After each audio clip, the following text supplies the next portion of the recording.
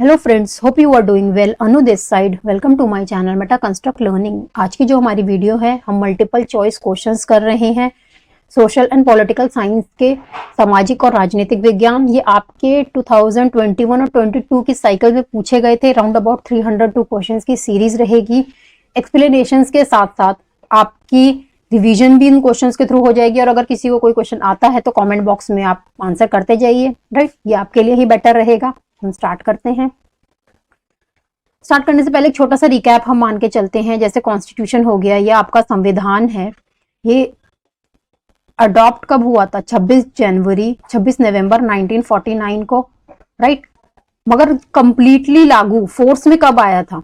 लागू हुआ था ये हमारा 26 जनवरी 1950 को।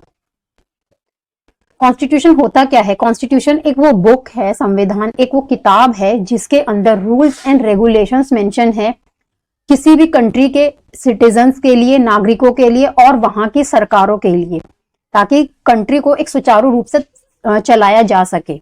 ठीक है। अब 26 जनवरी 1950 ही हमने क्यों चुना?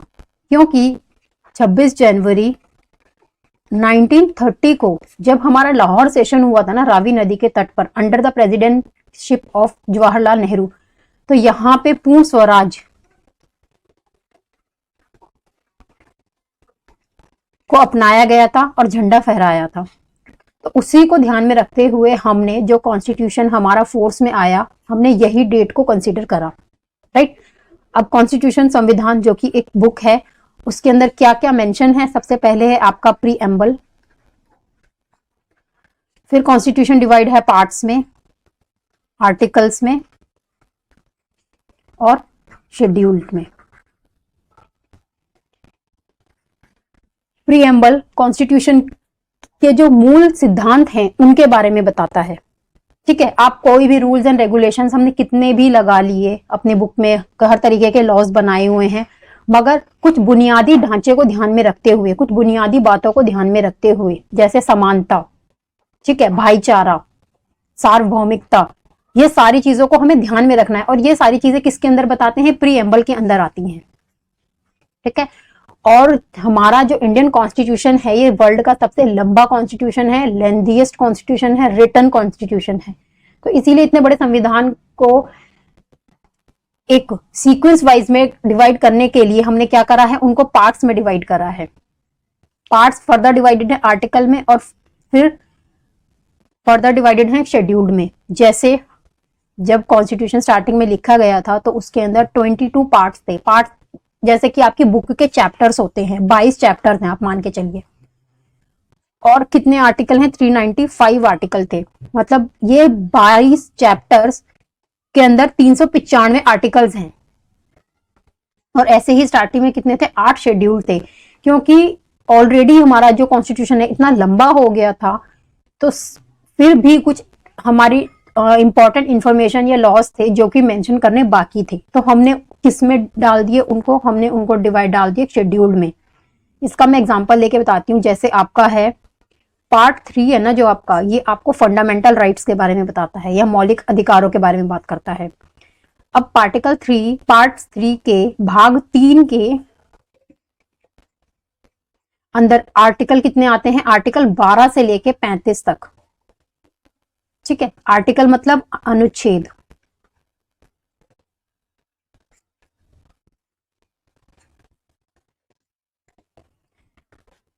भाग 3 में कितने अनुच्छेद हैं? आर्टिकल 12 से लेके, अनुच्छेद 12 से लेके अनुच्छेद 35 तक। अब ऐसे एक और, जैसे पार्ट 9। पार्ट 9 आपको बताता है पंचायत। इसके अंदर कितने अनुच्छेद हैं या आर्टिकल आप कह रहे हो? आपका आर्टिकल है इसके अंदर 243 से लेके 243 ओ तक। इतने आर्टिकल्स या भाग हो गए, आर्टिकल्स या अनुच्छेद। अब जो पहले कितने थे? पहले 8 शेड्यूल थे, मगर अब इनमें क्या हुआ? चेंजेस होते गए फर्दर। जैसे हमारे संविधान में बदलाव मुमकिन है, मगर हमको जो मेन वैल्यूज है ना, जो कि हमारी प्रीएम्बल में मेंशन है, उसको हमें छेड़ना नहीं है। उसको ध्यान में रखते हुए हम अपने आर्ट्स आर्टिकल्स में, पार्ट्स में चेंजेस कर सकते हैं। तो फर्दर अब ये कितने हो गए हैं, अप्रोक्सीमेटली 25 पार्ट्स या भाग आप कह लीजिए, 448 से ज्यादा आर्टिकल्स हो गए हैं और 12 शेड्यूल्ड हो गए हैं करंट में। तो पंचायत के अंदर कौन से शेड्यूल में आती है, 11वें शेड्यूल में या 11वें अनुसूची में। शेड्यूल मतलब अनुसूची, राइट। ये आपको क्लियर हो गया होगा। अब हम जैसे जैसे आगे क्वेश्चंस करते जाएंगे वैसे वैसे और मैं आपको बताती जाऊंगी, बट मेन आप ये ध्यान रखिए, प्रीएम्बल, पार्ट्स, आर्टिकल, शेड्यूल और कॉन्स्टिट्यूशन, संविधान। और कॉन्स्टिट्यूशन या संविधान जो है उसको ताकत कहां से मिलती है, उसका स्रोत क्या है, सोर्स ऑफ एनर्जी क्या है, उसकी सोर्स ऑफ एनर्जी हम हैं। कॉन्स्टिट्यूशन ऑफ इंडिया, प्रीएम्बल या प्रस्तावना, इसके अंदर कुछ टर्म्स हैं हमको वो कंसिडर करनी है। We the people of India having solemnly resolved to constitute India, हम भारत के लोग एक कैसा भारत बनाएंगे, ठीक है। क्योंकि जो प्रीएम्बल भी है और कॉन्स्टिट्यूशन भी है, ये दोनों ही कहां से अपनी पावर लेते हैं, इनका एनर्जी सोर्स क्या है, इनका एनर्जी सोर्स है लोग जो कि इस कंट्री में रहते हैं।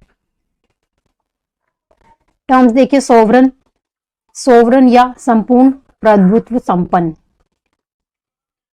भारत एक ऐसा देश रहेगा जो कि ना ही किसी दूसरे के ऊपर डिपेंड रहेगा, दूसरी कंट्री के ऊपर।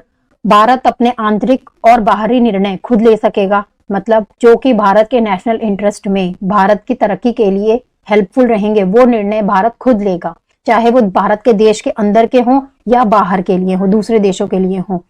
तीसरा, भारत किसी दूसरी कंट्री को एक्वायर नहीं करेगा, दूसरी कंट्री की जमीन को, ठीक है। और ना ही भारत अपनी कंट्री की जमीन को किसी दूसरे को देने देगा। तो एक तरीके से भारत क्या है, एक इंडिपेंडेंट स्टेट की तरह काम करेगा।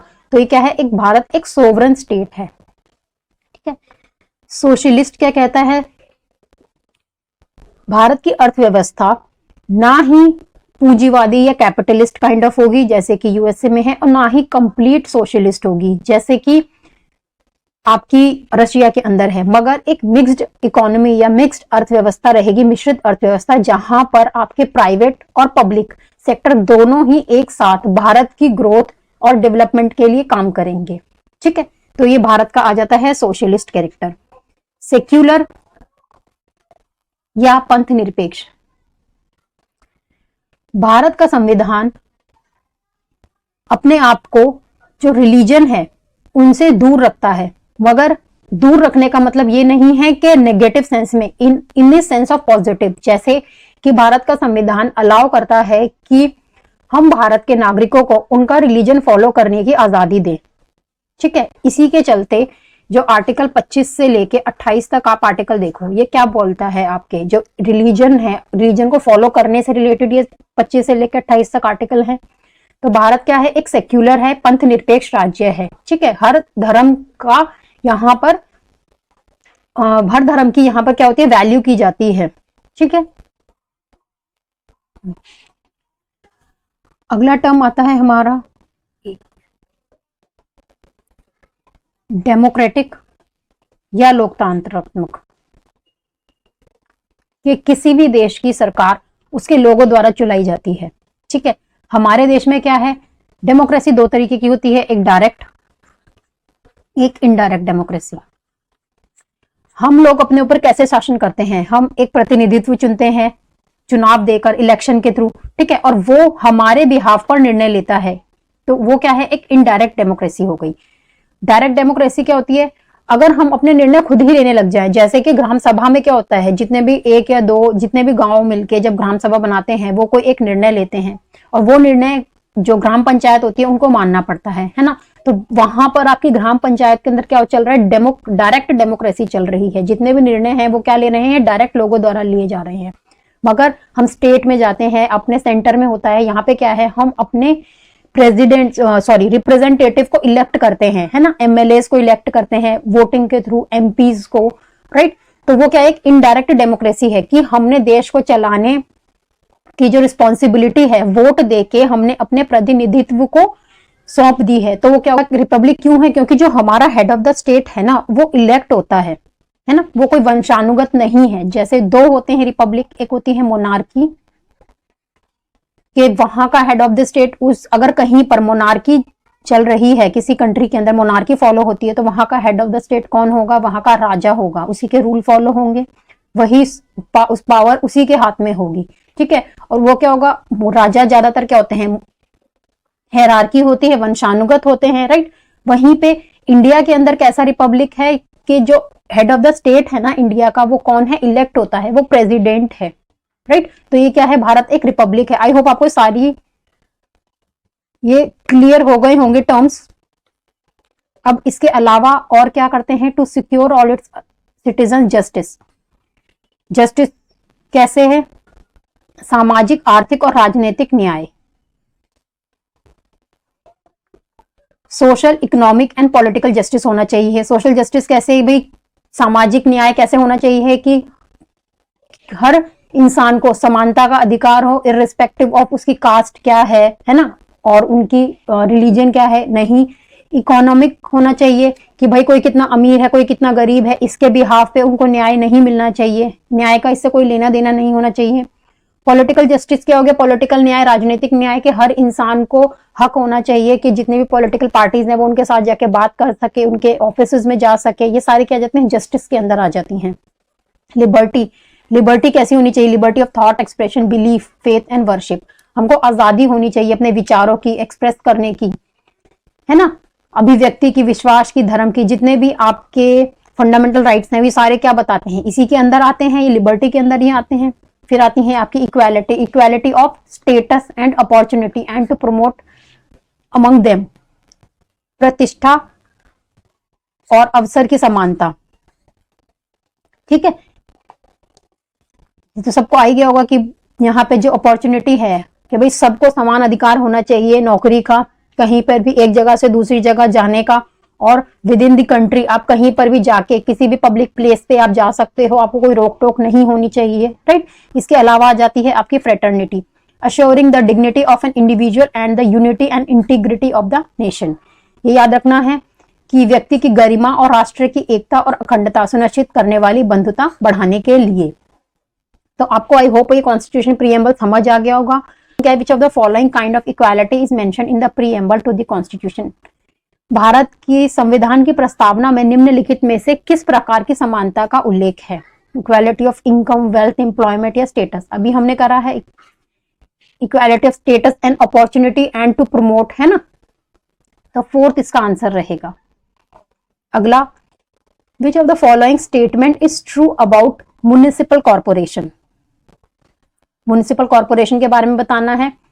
Ward commissioner is an elected position, ward councillor is an elected position, ward councillor is an elected ward commissioner, administrative staff elected the ward commissioner, right. अब इसके अंदर हमें बताना है सही।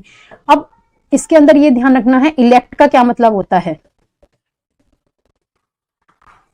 इलेक्ट मतलब इलेक्शन में हुए थे 250 वार्ड्स के इलेक्शन हुए थे, तो हमने किनको चुना था? काउंसलर्स को चुना था।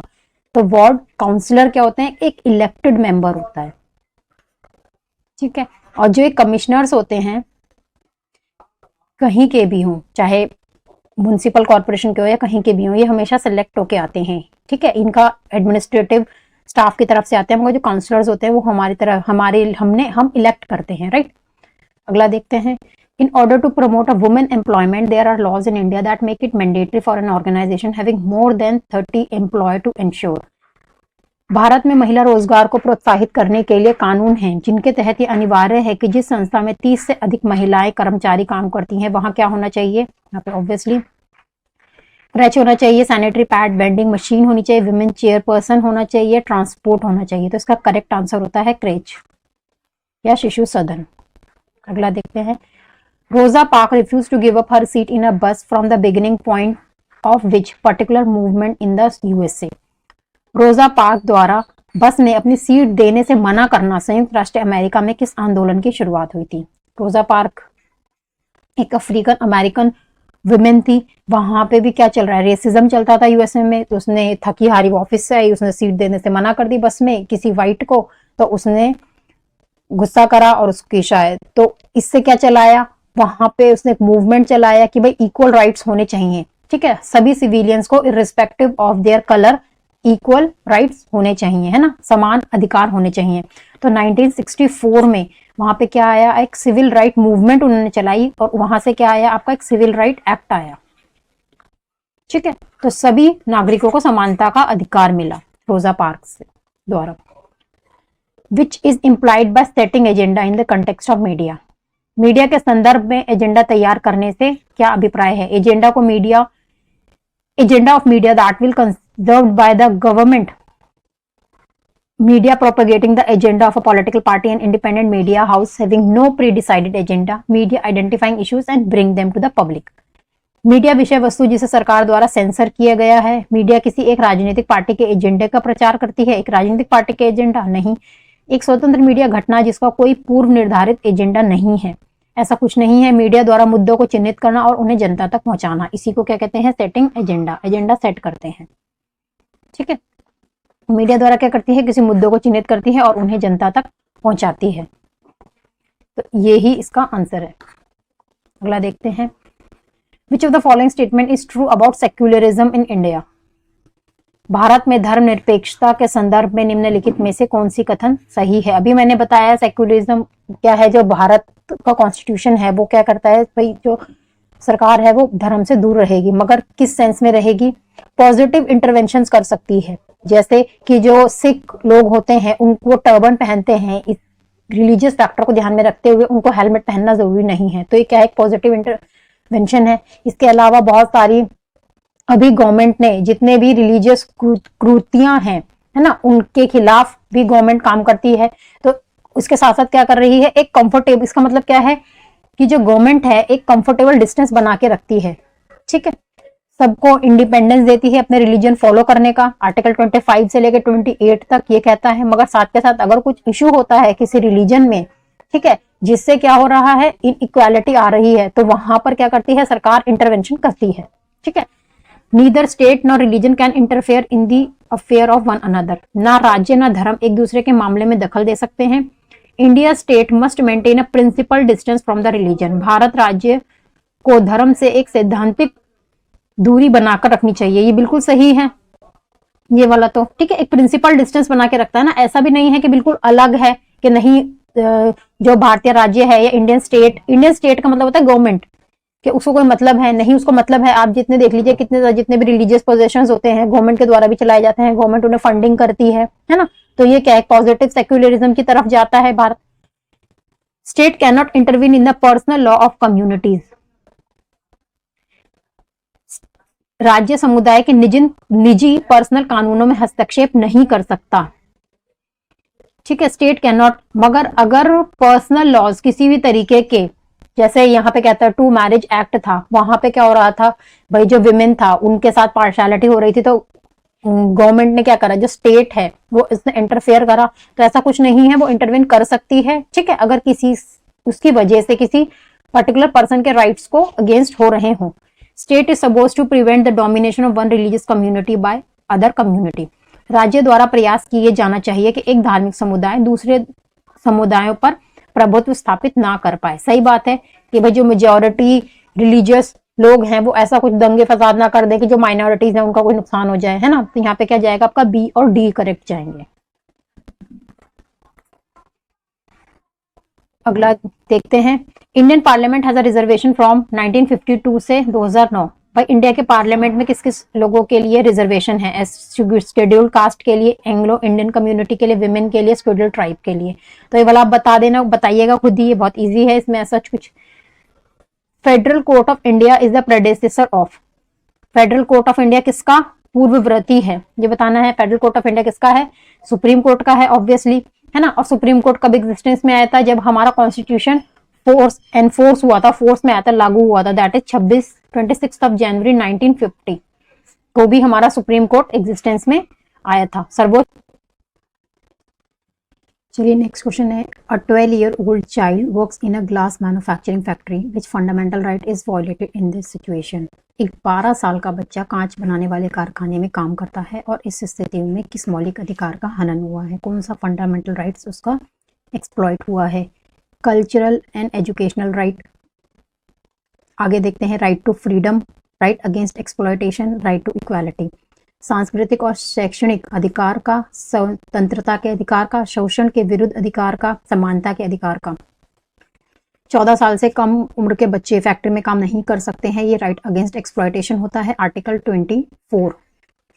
ठीक है, तो आपका ये वाला जाएगा। अब ये तो जिनको याद है रहेगा, बाकी अब मैं आपको एक फंडामेंटल राइट्स की रिवीजन हम कर लेते हैं, क्विक रिवीजन रहेगी।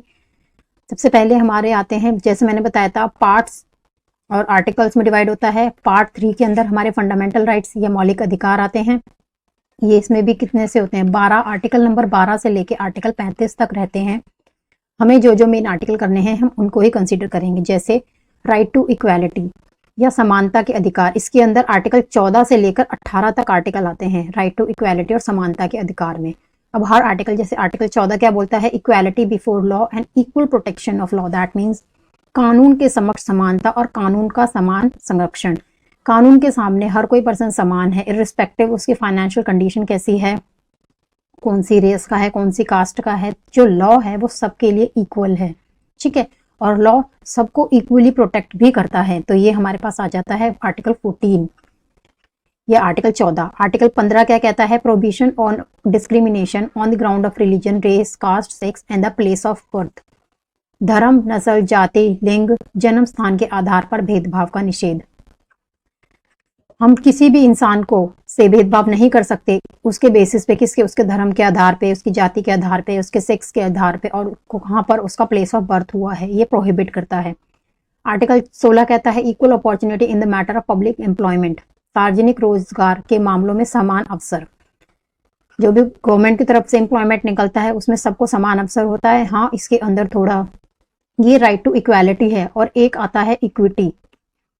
आप ये ध्यान रखिएगा, क्योंकि इसके अंदर थोड़े बहुत एक्सेप्शंस होते हैं कि जो फाइनेंशियली वेल ऑफ नहीं है, ठीक है, पर्टिकुलर SC ST हैं, विमेंस हैं, वहाँ पे थोड़ा रिजर्वेशन आ जाता है, but again that is for the welfare, right, welfare purpose के लिए वहाँ पे इनका एक्सेप्शंस होते हैं।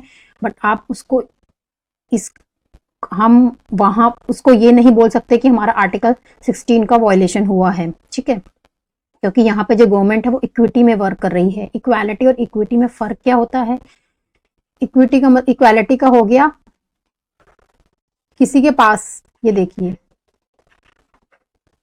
ये बॉक्सेस हैं, इन सबको बराबर करने, हमने इन सबको इक्वल समान अगर हम देते हैं बराबर करने के लिए, इक्वल बॉक्स मानिए, तो हमने क्या हो गए, ये अगर हम फिर भी इसमें ऐड कर देंगे तब भी क्या रहे, हमने तो इक्वालिटी दे दी मगर फिर भी क्या है, ये तो फिर भी छोटा ही रह गया। इक्वालिटी का मतलब होता है हमने इक्वल दे दिया, मगर इक्विटी का मतलब क्या होता है कि हम इसको तो कम देंगे मगर बीच वाले को ज्यादा दे देंगे। तो इससे क्या होगा कि ये तीनों क्या हो जाएंगे, बराबर आ जाएंगे, तीनों पर्सन।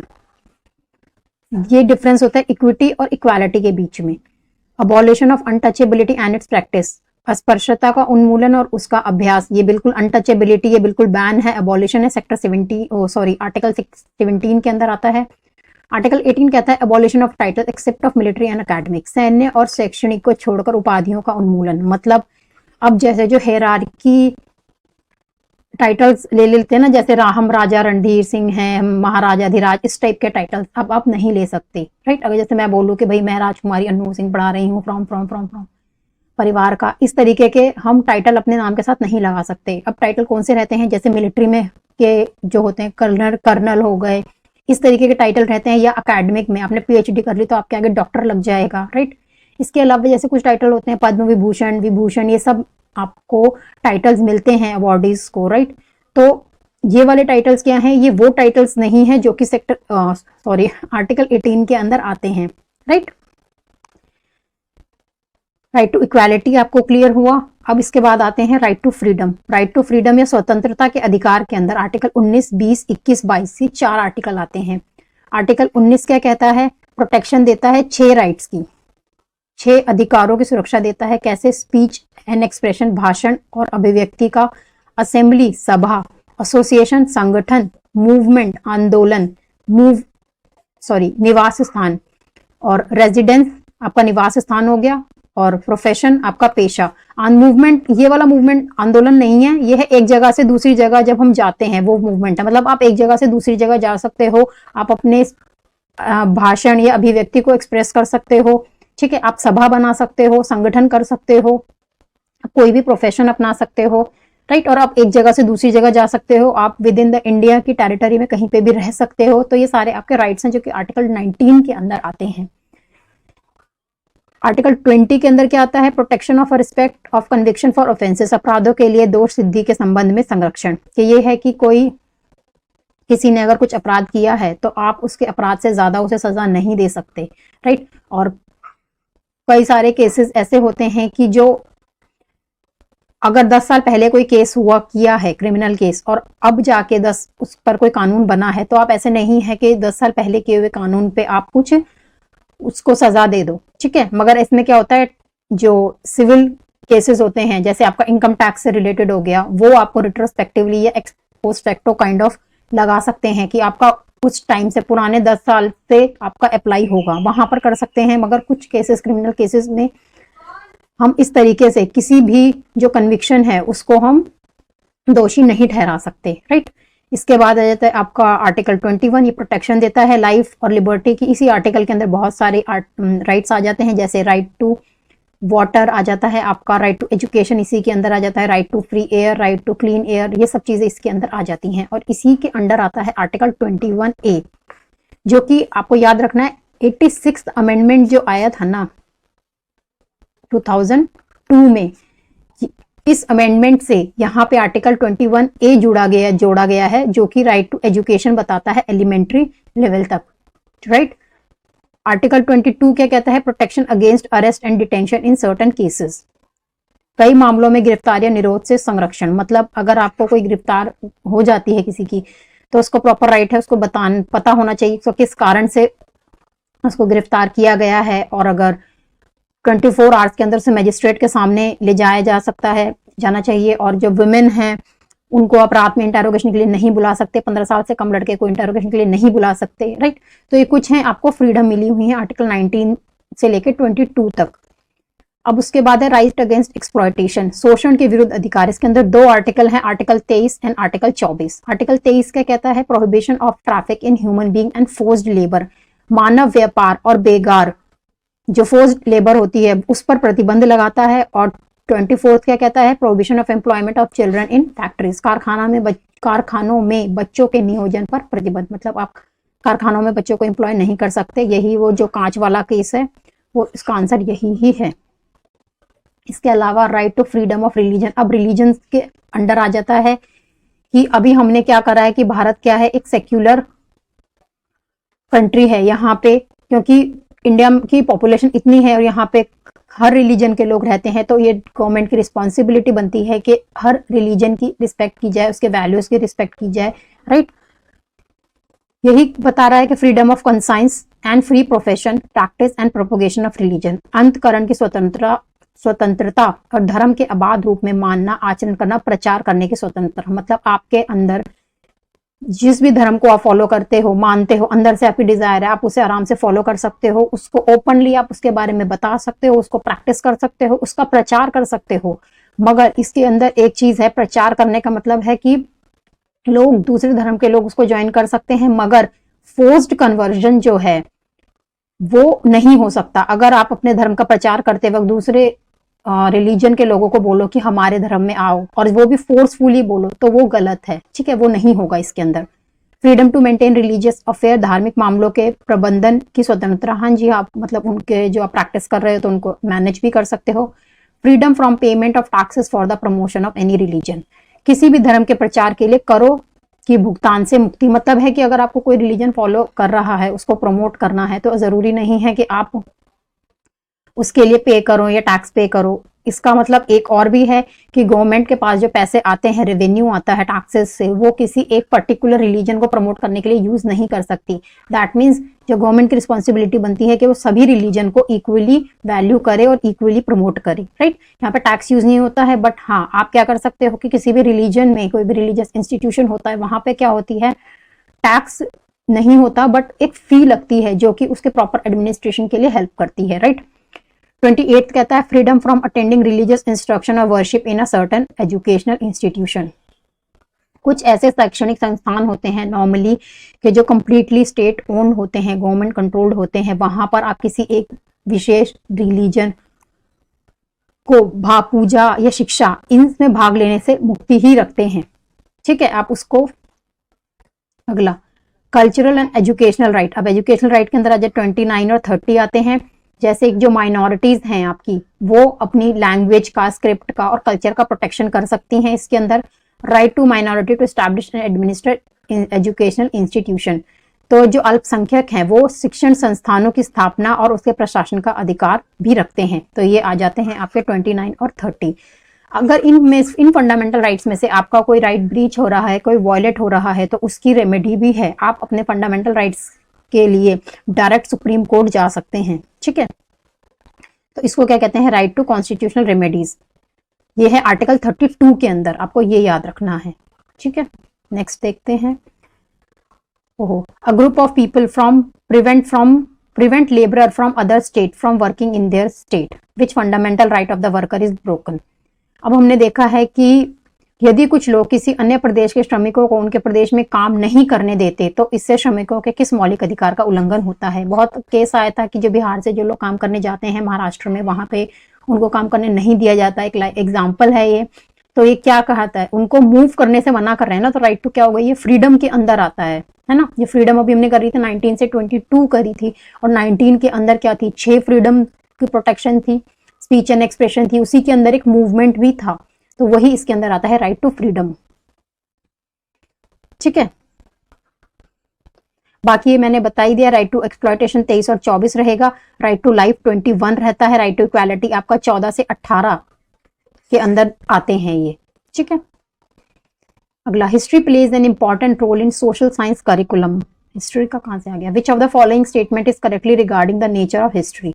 अच्छा जी, हिस्ट्री सामाजिक विज्ञान की पाठ्य चर्चा में इतिहास एक महत्वपूर्ण भूमिका निभाता है। निम्नलिखित में से इतिहास की प्रकृति के विषय में कौन सा कथन सही है। Okay, history events are continuous and coherent. ऐतिहासिक घटनाएं निरंतर हैं और सुसंगत हैं। ये तो बिल्कुल ही करेक्ट है, क्योंकि हिस्ट्री क्या है, इंटरलिंकेजेस है। पहले ये साम्राज्य आया, फिर उसके बाद ये वाला साम्राज्य आया, फिर धीरे धीरे आगे प्रोग्रेस हुई। यस, ये इंटरलिंक्ड और कंटिन्यूअस है। Historical forces are neither linear not cynical.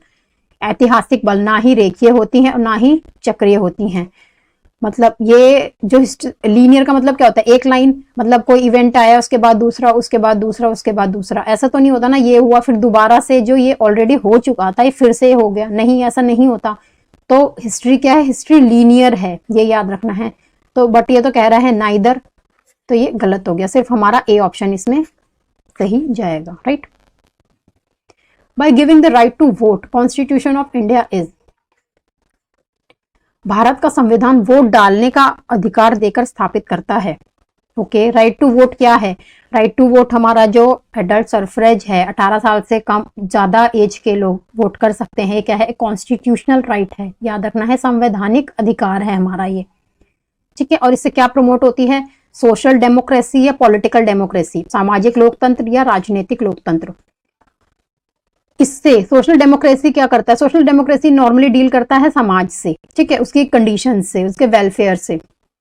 Political democracy क्या बोलता है, पॉलिटिकल डेमोक्रेसी आपको अधिकार देता है कि आप एक पर्टिकुलर एज के बाद अपनी सरकार चुनने के लिए कैपेबल होते हो। राइट, तो यहाँ पे हमारा जो आएगा राइट टू वोट हमारे पास ये पॉलिटिकल डेमोक्रेसी के अंदर आता है।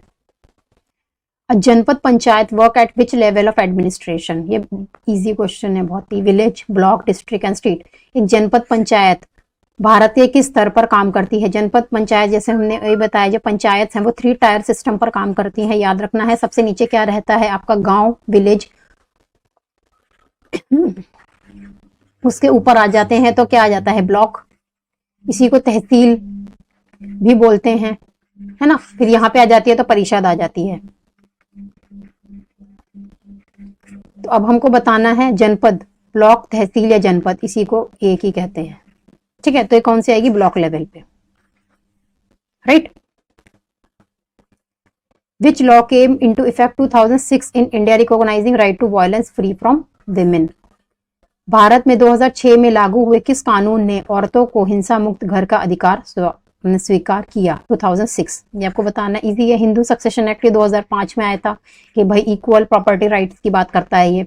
Protection of women from domestic violence and prevention of sexual harassment act punishment of dowry death act, घरेलू हिंसा महिला संरक्षण अधिनियम, यौन उत्पीड़न रोकथाम अधिनियम एंड दहेज मुक्ति दंड अधिनियम। तो जो 2006 है ना, ये आपका protection of women from domestic violence, इससे प्रोटेक्ट करता है, राइट।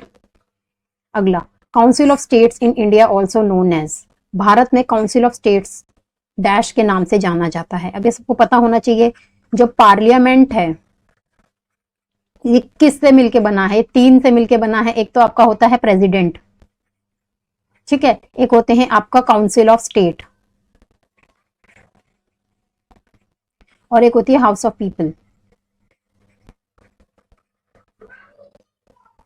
ठीक है। प्रेसिडेंट है आपका, काउंसिल ऑफ स्टेट होती है राज्यसभा,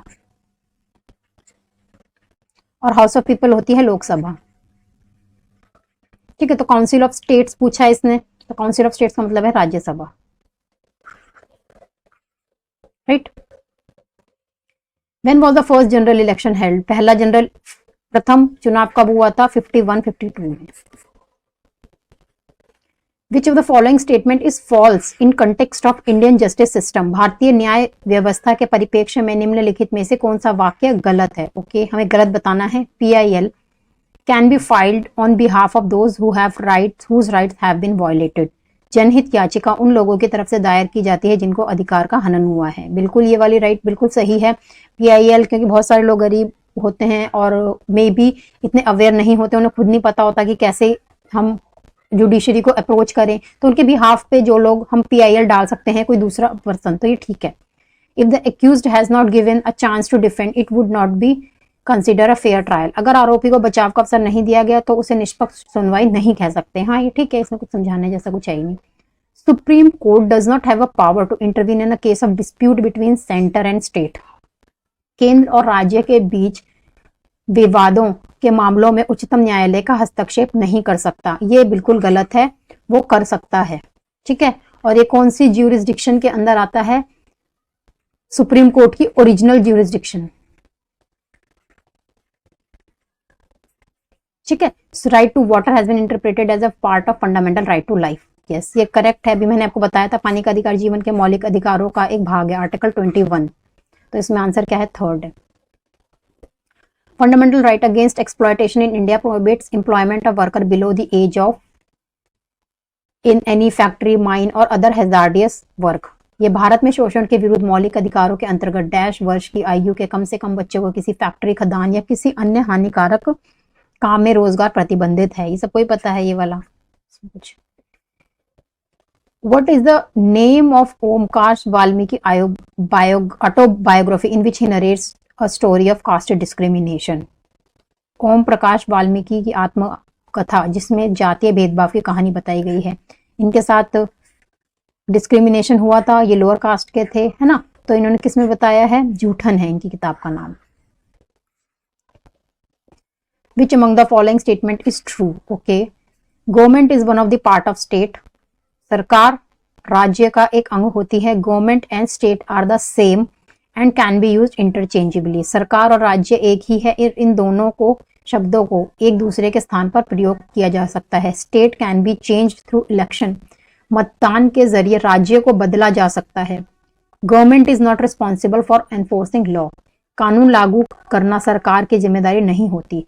तो अब इसमें सबसे ट्रू क्या है कि जो स्टेट बोलते हैं ना हमेशा, स्टेट गवर्नमेंट, ये normally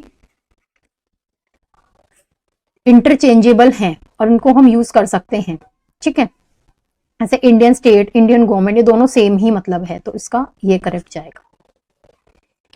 who is the final interpreter of the constitution, Bharat के संविधान का अंतिम व्याख्याता इंटरप्रेटर कौन है? बताइए। अब जैसे इंटरप्रेटर का क्या मतलब होता है, जैसे कोई भी लेजिस्लेशन में हमारा क्या होता है, एडमिनिस्ट्रेटिव होती है, लेजिस्लेचर होते हैं, जुडिशरी होती है, लेजिस्लेचर में क्या होता है, लॉज बनते हैं, ठीक है। अगर कोई भी लॉ ऐसा बनता है कि जो वेलफेयर ओरिएंटेड नहीं है, ठीक है, तो वहां पे क्या होता है, कोर्ट क्या कर सकता है, उसको नल एंड वॉइड कर सकता है, राइट। तो यहाँ पे जो फाइनल इंटरप्रेटर होता है कॉन्स्टिट्यूशन का, वो कौन होती है? जुडिशरी होती है, ये याद रखना है आपको।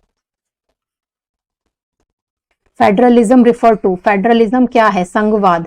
Unitary administration in the country, all administrative power to be in the hand of central government, पूरे देश में एकात्मक सरकार, ऑल एडमिनिस्ट्रेटिव पावर, केंद्र सरकार के हाथों में सारी प्रशासनिक बल, मोर than one level of government in the country, देश में सरकार का एक से अधिक स्तर या one level of government in the country, देश में एक स्तरीय सरकार या प्रशासन। फेडरल का मतलब होता है जैसे हमारा कंट्री है इंडिया, इंडिया की एक सेंटर में सरकार है, ठीक है, और जितने भी स्टेट्स हैं उन सब में अलग अलग गवर्नमेंट हैं।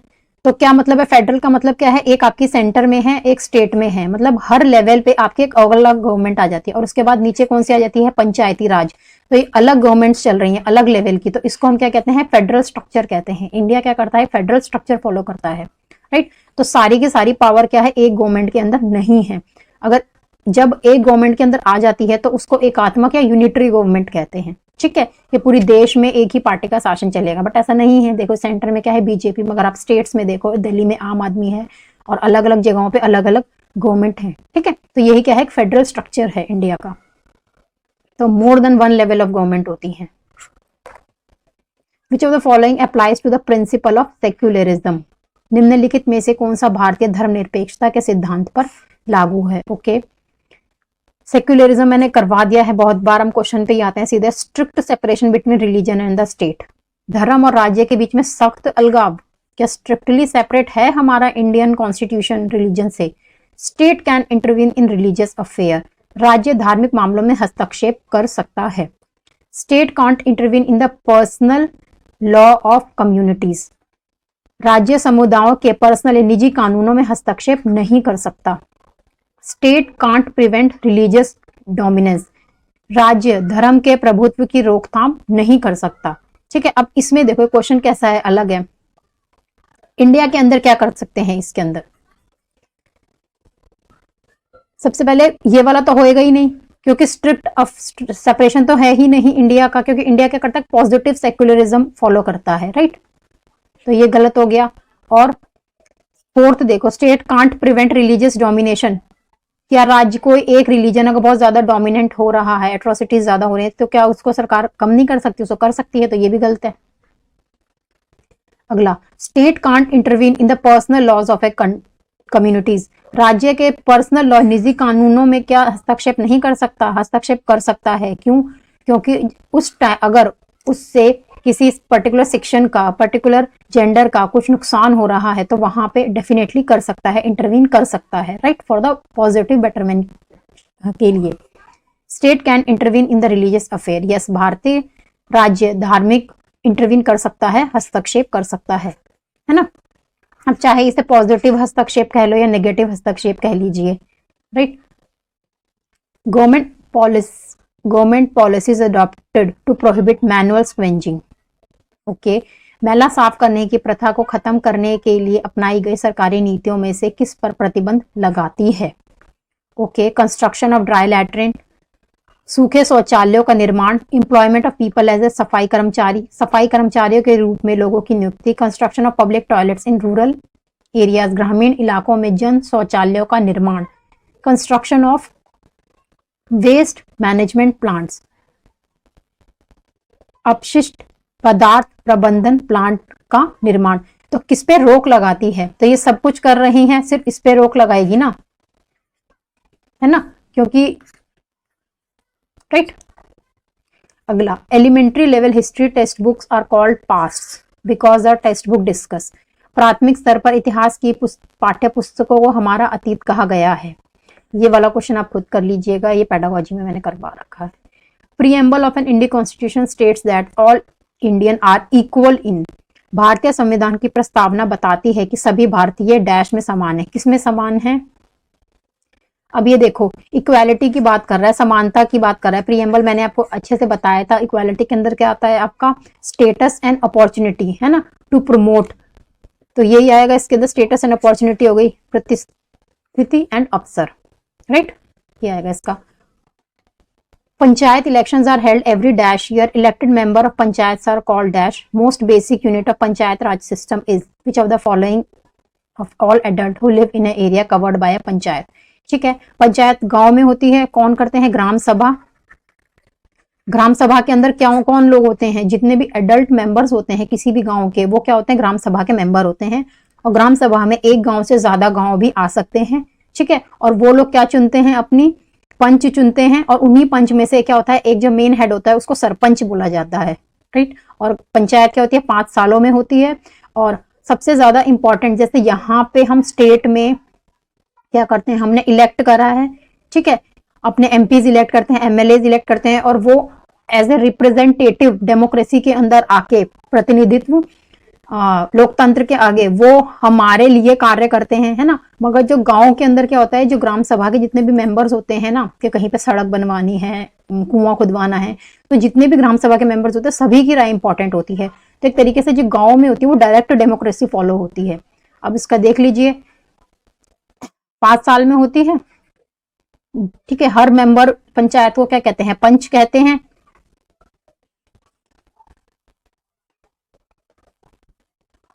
और मोस्ट बेसिक यूनिट की क्या होती है, ग्राम सभा, ठीक है। तो इसमें कहा जाएगा ये अगला। अच्छा, ये वही है, हिंदी में लिखा हुआ है, प्रत्येक देश प्रति 5 वर्ष में पंचायत का चुनाव होते हैं, चुने गए प्रतिनिधि पंच कहलाते हैं। यहीं पे इन्होंने खुद ही लिख दिया है। पंचायती राज की सबसे छोटी इकाई क्या है, ग्राम सभा, ठीक है। तो ये आंसर जाएगा इसका।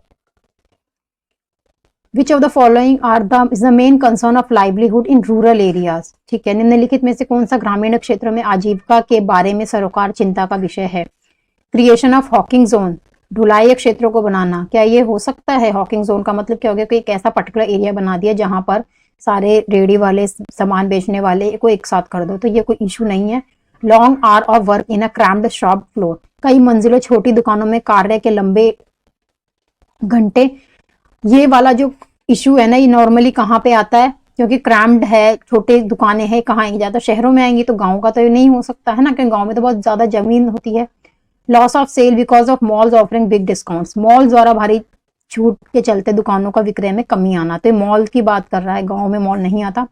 सीजनल नेचर ऑफ वर्क, कार्य के मौसम के अनुसार प्रकृति, ये वाला सही है ना, क्योंकि एक तो वैसे ही जो गांव के लोग होते हैं डिस्गाइज लेबर काम की तरह काम करते हैं, और फिर उसके बाद सीजनल नेचर होता है, एक सीजन में काम है फिर नहीं है, है ना, ये आ जाएगा इसका। यूनिवर्सल एडल्ट फ्रेंचाइज मींस, सार्वभौमिक वयस्क मताधिकार का क्या है, कि भाई जितने भी, ये सबको पता होगा, जितने भी एडल्ट्स हैं उन सबको वोट का अधिकार। Which among the following is the most important aspect to strengthen the diversity in a social science classroom, सामाजिक विज्ञान की कक्षा में निम्नलिखित में से कौन सा पहलू विविधता को बल देता है? ठीक है, डाइवर्सिटी को कौन सा एनहांस करता है, स्ट्रेंथन करता है? इक्वालिटी, डिग्निटी, ओबीडियंस, समानता, गरिमा, आज्ञाकारिता, डिसिप्लिन, यूनिफॉर्मिटी, ट्रस्ट, अनुशासन, एक रूपता, विश्वास, एक्सेस, डिग्निटी, इक्वालिटी, पहुंच, गरिमा, समानता, रिस्पेक्ट, यूनिफॉर्मिटी, ओबीडियंस, आदर, एक रूपता, आज्ञाकारिता। सबसे पहले जब यूनिटी आ जाएगा, यूनिफॉर्मिटी का मतलब होता है एक जैसी चीज, जब डाइवर्सिटी नहीं, डाइवर्सिटी का उल्टा मतलब ही हो जाएगा यूनिफॉर्मिटी, तो यूनिफॉर्मिटी वाला तो पूरा ही गलत हो जाएगा, है ना। अब ओबीडियंस, ओबीडियंस आ जाता है थोड़ा सा आज्ञाकारी, आज्ञाकारी जैसा इतना नहीं जाता, जो बेस्ट इसमें जा रहा है एक्सेस, डिग्निटी एंड इक्वालिटी, ठीक है। अगला देखते हैं, विच of the following is a new state of India, ठीक है। न्यू स्टेट अभी कौन सा बन के आया है, सबको पता है तेलंगाना बन के आया है। Which of the following person works in a primary sector, सबको पता है प्राइमरी सेक्टर, सेकेंडरी सेक्टर और टर्शियरी सेक्टर पता होना चाहिए। प्राथमिक क्षेत्र, द्वितीयक क्षेत्र और तृतीयक क्षेत्र। प्राथमिक क्षेत्र क्या होते हैं, वो क्षेत्र जहां पर काम लोग या तो जैसे खेतों में काम करते हैं, डायरेक्ट फ्रॉम द नेचर, प्रकृति से जुड़े हुए कार्य करते हैं, जैसे खेतों में हो गया, ठीक है। द्वितीयक के अंदर क्या होगा, मैन्युफैक्चरिंग, जैसे आपने गेहूं उगा रहे हो तो वो क्या हो जाएगा, आपका प्राइमरी सेक्टर हो जाएगा, ठीक है। कोई प्लांटेशन आप कर रहे हो वो प्राइमरी सेक्टर है। अब उस गेहूं से बिस्किट बना रहे हैं तो द्वितीयक हो जाएगा, कि मशीनों का यूज करके जब हम प्राथमिक प्रोडक्ट को किसी नए प्रोडक्ट में बना देते हैं, गेहूं से हमने बिस्किट बना दिया तो बिस्किट क्या हो जाएगा, आपका द्वितीयक क्षेत्र के अंदर आ जाएगा। और तृतीयक क्षेत्र के अंदर क्या होते हैं, दो तरीके के होते हैं, एक तो प्राथमिक और द्वितीयक क्षेत्र को सपोर्ट करने वाले क्षेत्र, जैसे गेहूं से बिस्किट तो बन रहा है मगर गेहूं से मिल तक लेके जाना, और लोग कोई जो पर्सन होगा, एम्प्लॉयर्स रखना, आपके एचआर मैनेजर रखना, मिल का काम, रोड का काम, ये सारे किसके अंदर आएंगे, द्वितीयक के अंदर आ जाएंगे। और इसके अलावा कुछ ऐसे लोग भी होते हैं जो किसी भी तरीके से प्राथमिक या द्वितीयक क्षेत्र से नहीं जुड़े होते, फिर भी अपनी सेवाएं देते हैं, जैसे डॉक्टर, टीचर, राइट, ये तृतीयक में आ जाते हैं। तो हमें प्राइमरी बताना है। Radha works in a tailoring unit, Radha कपड़े की फैक्ट्री में सिलाई की यूनिट में काम करती है, तो ये तो नहीं होगा ना primary. Sarita is marketing manager of a fertiliser firm, Sarita एक उर्वरक कंपनी के बाजार में प्रबंधक का कार्य कर रही है, तो ये तो हमें सर्विसेज दे रही है, तो ये तो टर्शरी हो जाएगा और ये सेकेंडरी हो जाएगा। Harpreet operate a crane at a building site, Harpreet इमारत निर्माण पर क्रेन मशीन को संचालन करती है, तो ये भी तृतीयक हो जाएगा, अपनी सर्विसेज दे रही हैं। Hamid taps rubber on a plantation, Hamid बागान में रबड़ का रोपण कर रहा है। देखो डायरेक्टली ये प्लांटेशन से जुड़ा हुआ है, तो ये आपका आ जाएगा प्राइमरी वन। विच ये what is the meaning of phrase setting the agenda in the context of media, preparation the media के संदर्भ में मसौदा तैयार करने से क्या अभिप्राय है। Preparation of list of broadcast by media channel, media चैनलों द्वारा प्रसारणों की सूची तैयार करना, media channel prioritising those program that might have high TRP for, media चैनलों द्वारा उन कार्यक्रमों को दोबारा प्रसारण के लिए प्राथमिकता देना जिनकी टारगेट रेटिंग पॉइंट अधिक है। Media influencing people's thought and perception in deciding what issues to focus on, लोगों को किन मुद्दों पर ध्यान देना चाहिए, यह मीडिया द्वारा लोगों की सोच और समझ पर प्रभाव डालता है। ठीक है, ये कई बार होता है कि टारगेट करते हैं, मीडिया बहुत तरीके से इन्फ्लुएंस कर देती है लोगों की सोच को। ठीक है, बार बार किसी सेम ही चीज को टेलीकास्ट करवाते रहे, किसी प्रोडक्ट का टेलीकास्ट करवाते रहे, किसी न्यूज का टेलीकास्ट करवाते रहे, तो कहीं ना कहीं क्या हो जाता है, परसेप्शन आ जाता है व्यूअर्स के माइंड में कि इसी इशू पे हमें फोकस करना है, राइट। तो सेटिंग द एजेंडा मतलब मीडिया खुद ही एजेंडा सेट कर देती है, तो ये थर्ड आएगा इसका। Indian constitution ensure that the government system does not involve only persons sitting in the capital city and making decision for everyone. Therefore, these are difficulty level of government which draws their authority from the constitution. Above description matches to which of the following feature of Indian constitution? भारतीय संविधान की सुनिश्चित करता है कि सरकारी व्यवस्था केवल उन लोगों को ही सम्मिलित ना हो जो राजधानी में बैठे हैं। ठीक है, और सभी के लिए निर्णय लेते हैं। इसीलिए यहां पर सरकार के विभिन्न स्तरों पर जिन्हें संविधान से ही ताकत और अधिकार मिलते हैं, ऊपर दिए गए विवरण के निम्नलिखित में से भारत के संविधान में कौन से लक्षण से मेल खाता है। मेन ये कह रहा है कि अगर इंडियन कॉन्स्टिट्यूशन अगर हम मान ले कि सिर्फ एक ही सेंटर में गवर्नमेंट हो और वही सबको डिक्टेट करे, तो ऐसे तो क्या होगा, प्रॉपर नहीं चल पाएगा। तो इंडिया के अंदर क्या होता है, इंडिया के अंदर सेंटर में अलग है, स्टेट में अलग है, तो कौन सा स्ट्रक्चर बता रहा है, फेडरल स्ट्रक्चर बताता है ना। तो फेडरलिज्म है, संघवाद। बच्चू Manjhi, a mason from Jharkhand had come to Delhi to find work. He has exercised which of the right? Okay. Jharkhand से एक राजगीर बच्चू मांझी दिल्ली में काम की तलाश में आया है। वह संविधान के किस अधिकार का प्रयोग कर रहा है? Right to freedom, right to equality, cultural and educational right, right to constitutional remedy, स्वतंत्रता का अधिकार, समानता का अधिकार, सांस्कृतिक और शैक्षणिक अधिकार, संवैधानिक उपचारों का अधिकार।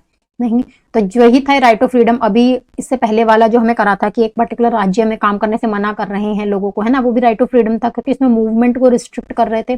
सिमिलरली यहाँ पे क्या हो रहा है, वो अपनी मूवमेंट को अवेल कर रहा है, वो गाँव से झारखंड से दिल्ली आया है काम करने के लिए, राइट, अपनी राइट टू फ्रीडम को वो इंजॉय कर रहा है। ठीक है, राइट टू इक्वालिटी आपकी 14 से 18 के अंदर आती है आर्टिकल में। कल्चरल एंड एजुकेशनल राइट आपके 29 और 30 के अंदर आते हैं। राइट टू कॉन्स्टिट्यूशनल रेमेडीज, अगर आपकी कोई राइट्स में इश्यूज आए हैं तो आप गवर्नमेंट को डायरेक्ट आप जुडिशरी को अप्रोच कर सकते हो, सुप्रीम कोर्ट को, तो ये आपका आता है राइट टू कॉन्स्टिट्यूशनल रेमेडीज। ठीक है, in criminal offence who represent the interest of a state, आपराधिक उल्लंघन में राज्य का पक्ष कौन देता है? तो बताना है कि सरकार की स्टेट का मतलब हो गया गवर्नमेंट, राज्य, इनकी तरफ से कौन लड़ता है? ठीक है, इनकी तरफ से होता है public prosecutor. Ghettoisation is a result of dash marginalisation, ghettoisation हर्षीयकरण का परिणाम है कौन से? Social, economic, cultural. ठीक है, क्या रीजन होता है इसका? तीनों ही रहेंगे, social, economic, cultural, right. Government has passed law that makes it mandatory for organizations that have dash women employees to provide a crèche facilities. शासन एक कानून बनाया है जिसके तहत यदि किसी संस्था में महिला कर्मचारियों की संख्या डैश से अधिक है तो उन्हें वैधानिक रूप से बालवाड़ी या क्रैच की सुविधा प्रदान की जाए। बहुत इजी है, 30 इसका आंसर है। Which of the following statement communicate an accurate understanding about the nature of social sciences? निम्नलिखित कथनों में से कौन सा सामाजिक विज्ञान की प्रकृति के संदर्भ में एकदम सटीक समझ संचित करता है? Okay, It incorporates facts and information which need to be rote memorized. ये तथ्य और सूचना को सम्मिलित करता है जिन्हें रटकर याद करना है। रटना तो है ही नहीं, ये तो गलती हो गया ना। It is not based on scientific approach and contain biased in the representation. ये वैज्ञानिक उपागम पर आधारित नहीं है और प्रस्तुतिकरण में पूर्वाग्रह अंतर्वृष्टि करता है। नो साइंटिफिक होना चाहिए, ये भी गलत है। It aims to build on belief, practice and opinion without critically questioning them. इसका उद्देश्य विभिन्न मान्यताओं, प्रक्रियाओं और मतों का निर्माण करना है बिना उन पर आलोचनात्मक प्रश्न करें। मतलब आप खुद सोच ही नहीं सकते, तो ये तो गलती है ना, ये भी गलत है। It develops an integrated understanding about society and critical citizenry. Right? ये समाज और विवेचनशील नागरिक वर्ग के संदर्भ में एक एकीकृत समझ को विकसित करता है। ये करेक्ट है ना, 4th करेक्ट रहेगा इसके अंदर। Okay, Henry Doyle's William DeRozier, students attached tradition and custom, demanded education for women, campaigned for freedom of thought and expression. ठीक है, हेनरी विवियन डेरोजिया के विद्यार्थियों ने परंपराओं और नीतियों का खंडन किया और उन्होंने स्त्रियों की शिक्षा की मांग की और विचार एवं अभिव्यक्ति की आजादी के लिए अभियान चलाया। ठीक है, Henry has radicalised idea and arrange people to question all the authorities. Henry के विचार आमूल परिवर्तनकारी थे तथा उन्होंने अपने शिष्यों को सभी प्रकार के सत्ता पर प्रश्न उठाने के लिए प्रोत्साहित करा। ठीक है, दोनों ही करेक्ट है और ये इसका सही रीजन बनेगा। The radicals criticise the moderate for their emphasis on self-reliance and constructive work. Okay. Radical argued that the people must not rely on the good intention of the people. The radical adopted politics of prayer. Okay. Amul, ये आपका history question आ गया है। अमूल परिवर्तनवादी नेता मध्य मार्गीवादी नेताओं की आलोचना उनके आत्मनिर्भरता और रचनात्मक कार्यों पर जोर देने के कारण करते थे। तो क्या रेडिकल्स थे वो क्रिटिसाइज करते थे मॉडरेट लीडर्स को? भी दो थे ना, रेडिकल्स थे और मॉडरेट थे। जो मॉडरेट थे वो बेसिकली फोकस करते थे कि भाई हम पिटीशंस डाल के, लेटर्स के थ्रू उनसे हम गवर्नमेंट तक अपनी बात पहुंचाएंगे। ठीक है, मगर जो रेडिकल्स थे इनका अलग ही था कि जैसे सुभाष चंद्र बोस आप मान लीजिए, वो एक रेडिकल थे। महात्मा गांधी वो एक मॉडरेट लीडर थे। राइट, तो अब इनने अब radical argued that the people, इसका मतलब क्या है, वो क्रिटिसाइज करते थे कंस्ट्रक्टिव वर्क को। ये ऐसा कुछ नहीं है इस वाले का, ये ठीक है। अगला देखते हैं, radical argued that the people must not rely. हाँ, ये बात बिल्कुल ठीक है। जो अमूल परिवर्तनवादी थे ना, उनका मानना था कि जो मॉडरेट हैं, जो आप ये प्रेयर कर रहे हो, मॉडरेट्स जो थे, इंटेंशन, गवर्नमेंट की इंटेंशन अच्छी जरूरी नहीं है, अच्छी ही हो। ठीक है, वो बोलते थे ये बिल्कुल सही है। Radical adopted politics of prayer. क्या रेडिकल्स पॉलिटिक्स ऑफ प्रेयर करते थे? नहीं, वो इनके अगेंस्ट थे, तो इसका बी जाएगा।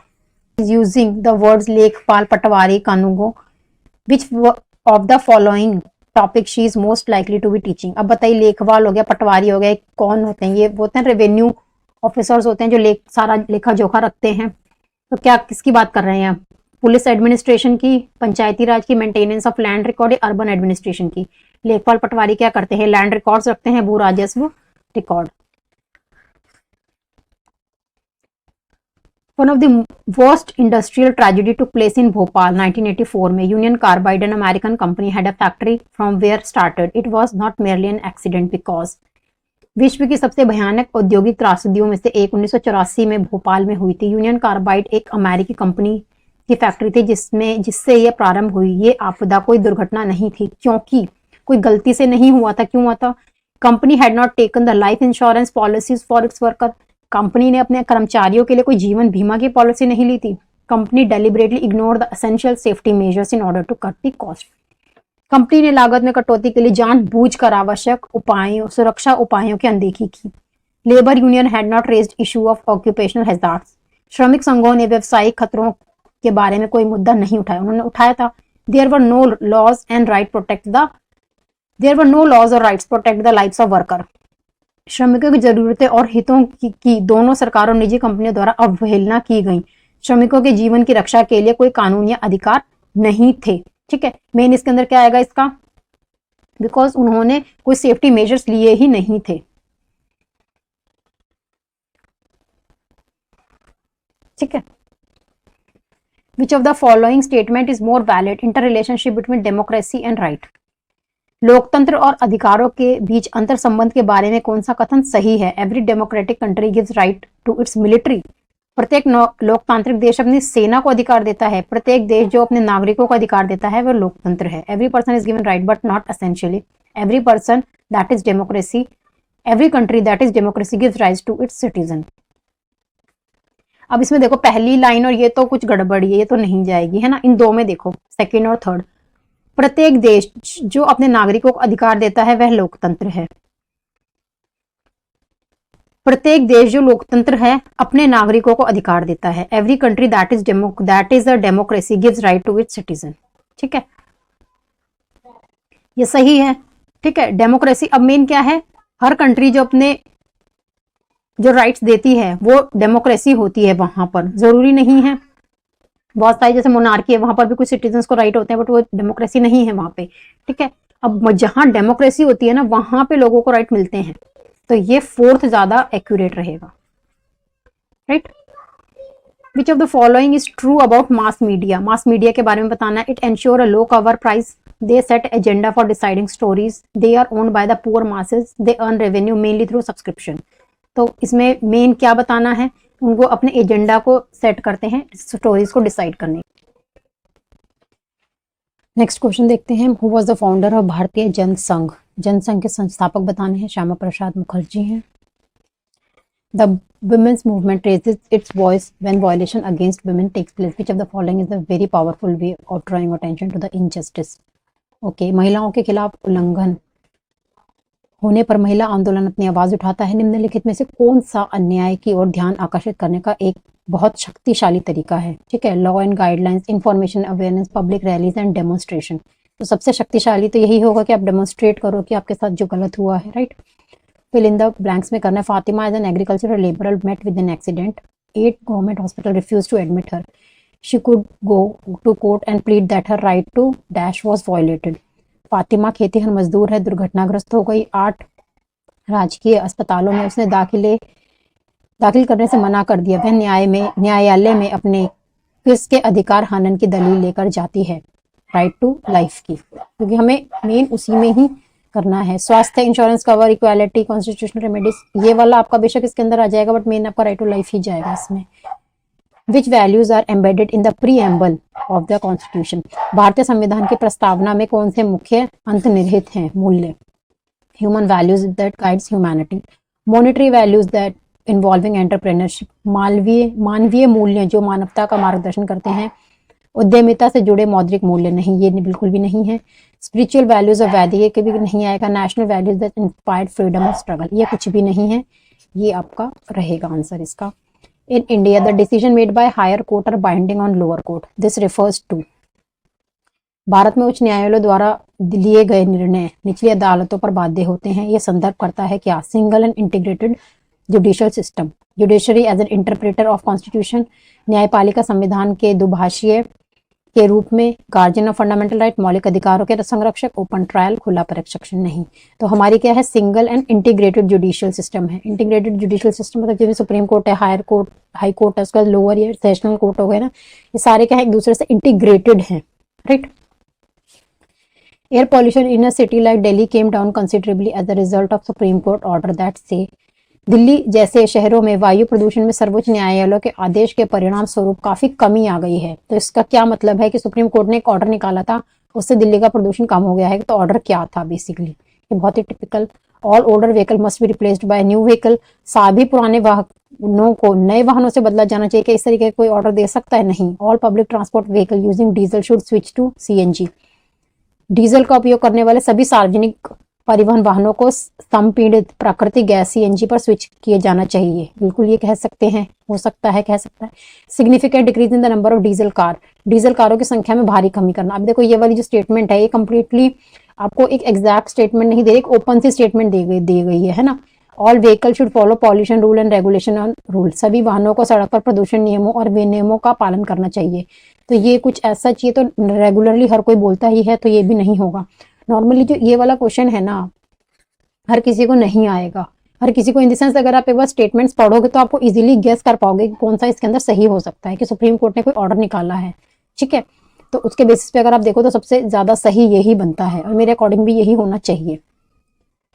Consider the following, Adivasi religion has influence dominate religion of the empire, the Jagannath cult of Orissa and Shakti tradition in Bengal and Assam are the example of influence of Adivasi religion. History का आ गया है, दोनों करेक्ट है इसमें।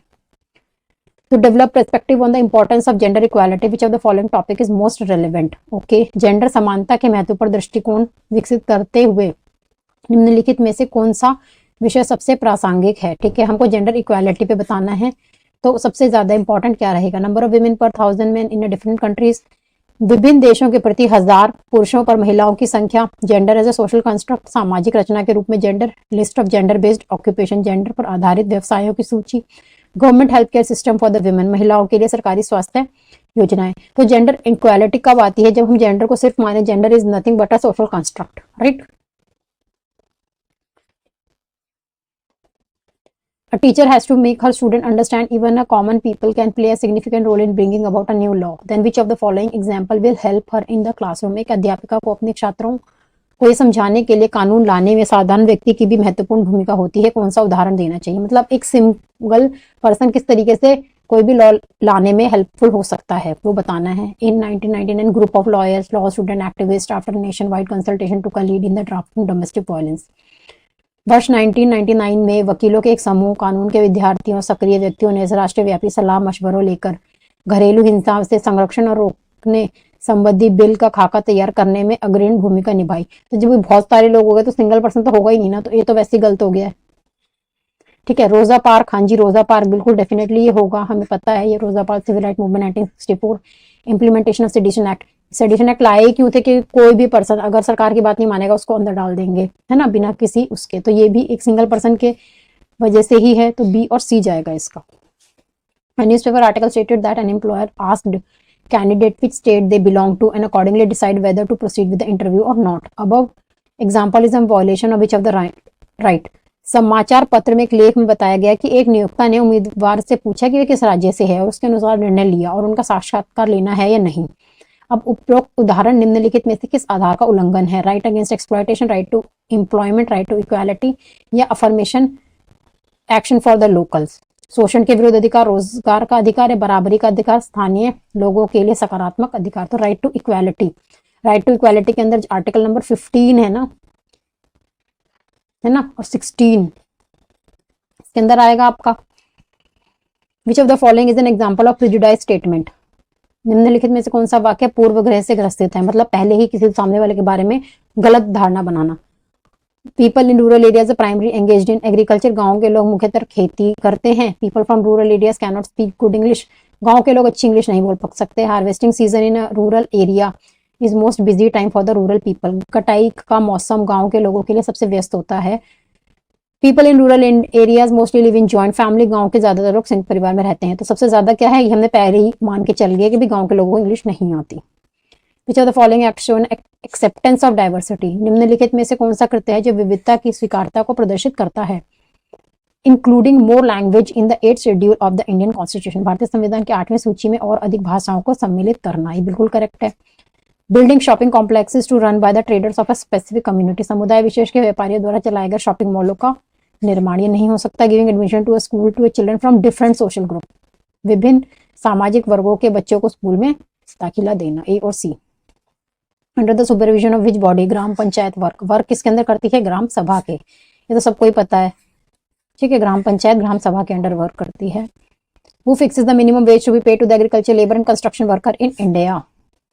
भारत में कृषि श्रमिकों और निर्माण श्रमिकों को भुगतान हेतु न्यूनतम वेतन, मतलब मिनिमम वेज कौन तय करता है?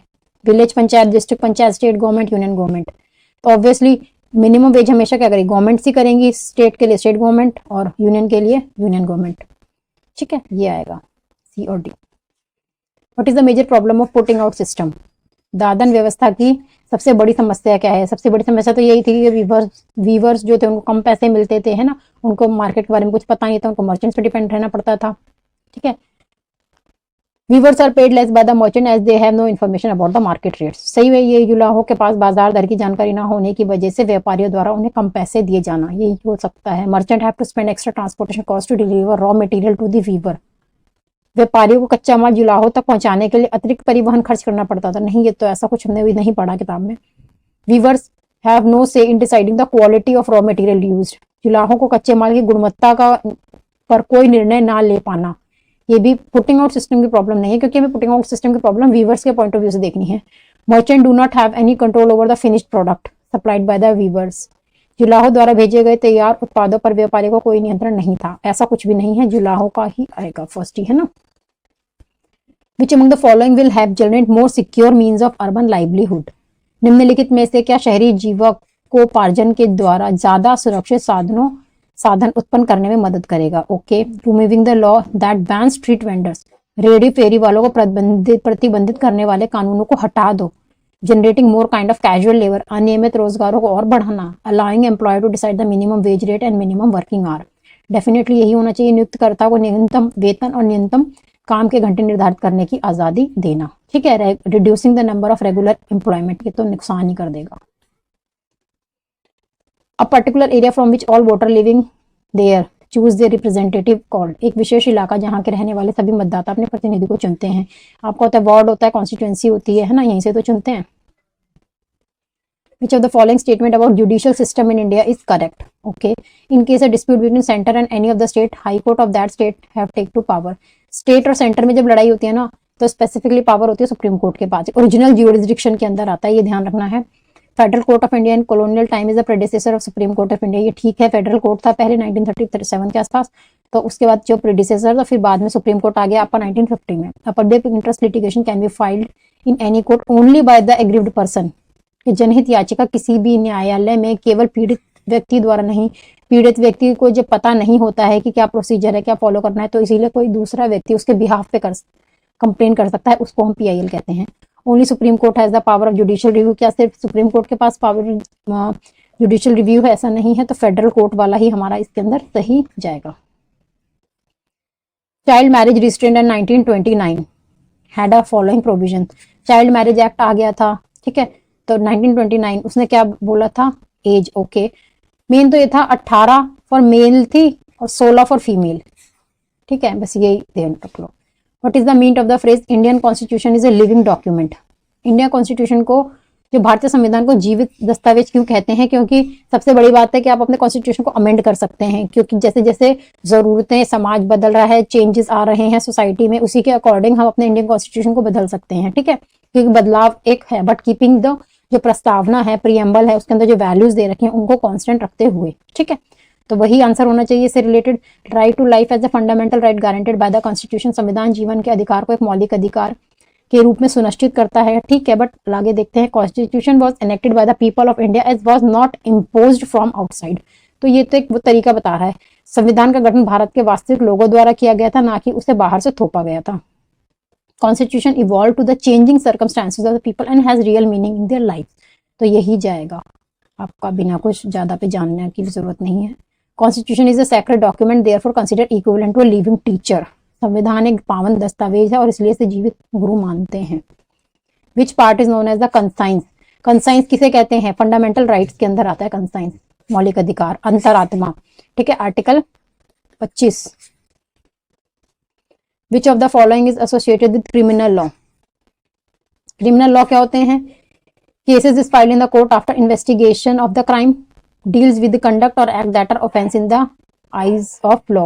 A petition has to be filed before the court by the affected party only. देखो अब ओनली आ जाता है ना, कहीं पे भी वो गलती होता है। निम्नलिखित में से कौन सा भारत में फौजदारी कानून से संबंधित है? अपराध की जांच के बाद अदालत में मुकदमा दायर किया जाता है। ठीक है, ऐसे व्यवहार या क्रियाओं से निपटा जाता है जो कानून की दृष्टि में अपराध है। ये दोनों ही करेक्ट है। न्यायालय में याचिका केवल प्रभावित पक्ष की ओर से जारी की जाती है? नहीं, ऐसा कुछ भी नहीं है। Which of the following is correct about the scheduled caste and scheduled tribe prevention of atrocities 1989? ठीक है, it is an amendment of article 17 of the constitution, नहीं ऐसा कुछ भी नहीं है, ये संविधान के अनुच्छेद 17 का संशोधन है, नहीं SC/ST एक्ट के अंदर ऐसा कुछ भी मेंशन नहीं है, तो ए तो कट ही जाएगा। तो फिर 3 ही ऑप्शन है, BCD होना चाहिए, बाकी देख लेते हैं। It has a list that are identified as the modes of humiliation, ठीक है, ये उन अपराधों की सूची है जिन्हें अपमान के स्वरूप के तौर पहचाना गया है। It has a list of crime against women from tribal and Dalit community, इसमें आदिवासी और दलित समुदायों के महिलाओं के खिलाफ होने वाले अपराधों की सूची है। It has a list of action that disposes Dalit and Adivasi, इसमें ऐसे कृत्यों की सूची है जिसके द्वारा दलित एवं आदिवासियों को वंचित रखा गया है, ठीक है। Consider the following narrative. In school, other children make fun of us. Okay, we spoke Santhali the language and did not know Hindi. Hindi पता नहीं है, तो ये किस चीज का बता रहे हैं? स्कूल के दूसरे बच्चे हमारा मजाक उड़ाते हैं, हम घर पर संथाली बोलते थे, इसीलिए हमें हिंदी भाषा नहीं जानते। तो क्या कर रहे हैं? एक तरीके से बच्चे उनको मार्जिनलाइज कर रहे हैं, ठीक है, हशियाकरण कर रहे हैं। If a school is celebrating festival, which of the following situation reflect the celebration of diversity? अगर आप एक स्कूल में त्योहार मनाते हो तो निम्नलिखित में से कौन सी परिस्थितियां विविधता का जश्न को दर्शाती हैं? ओके, रक्षाबंधन हरियाणा में, ठीक है, ओनम इन मध्य प्रदेश, देखो ओनम साउथ का है, मध्य प्रदेश में मना रहे हैं, तो ऑब्वियसली ये डाइवर्सिटी दिखाएगा। पोंगल इन तमिलनाडु, होली इन उत्तर प्रदेश, तो मध्य प्रदेश के स्कूल में जब ओनम मनाएंगे तो ये डाइवर्सिटी को सेलिब्रेट किया जा रहा है। Who coined the phrase unity of diversity? ये सबको पता ही है, अनेकता में एकता किसने बोला है? जवाहरलाल नेहरू ने।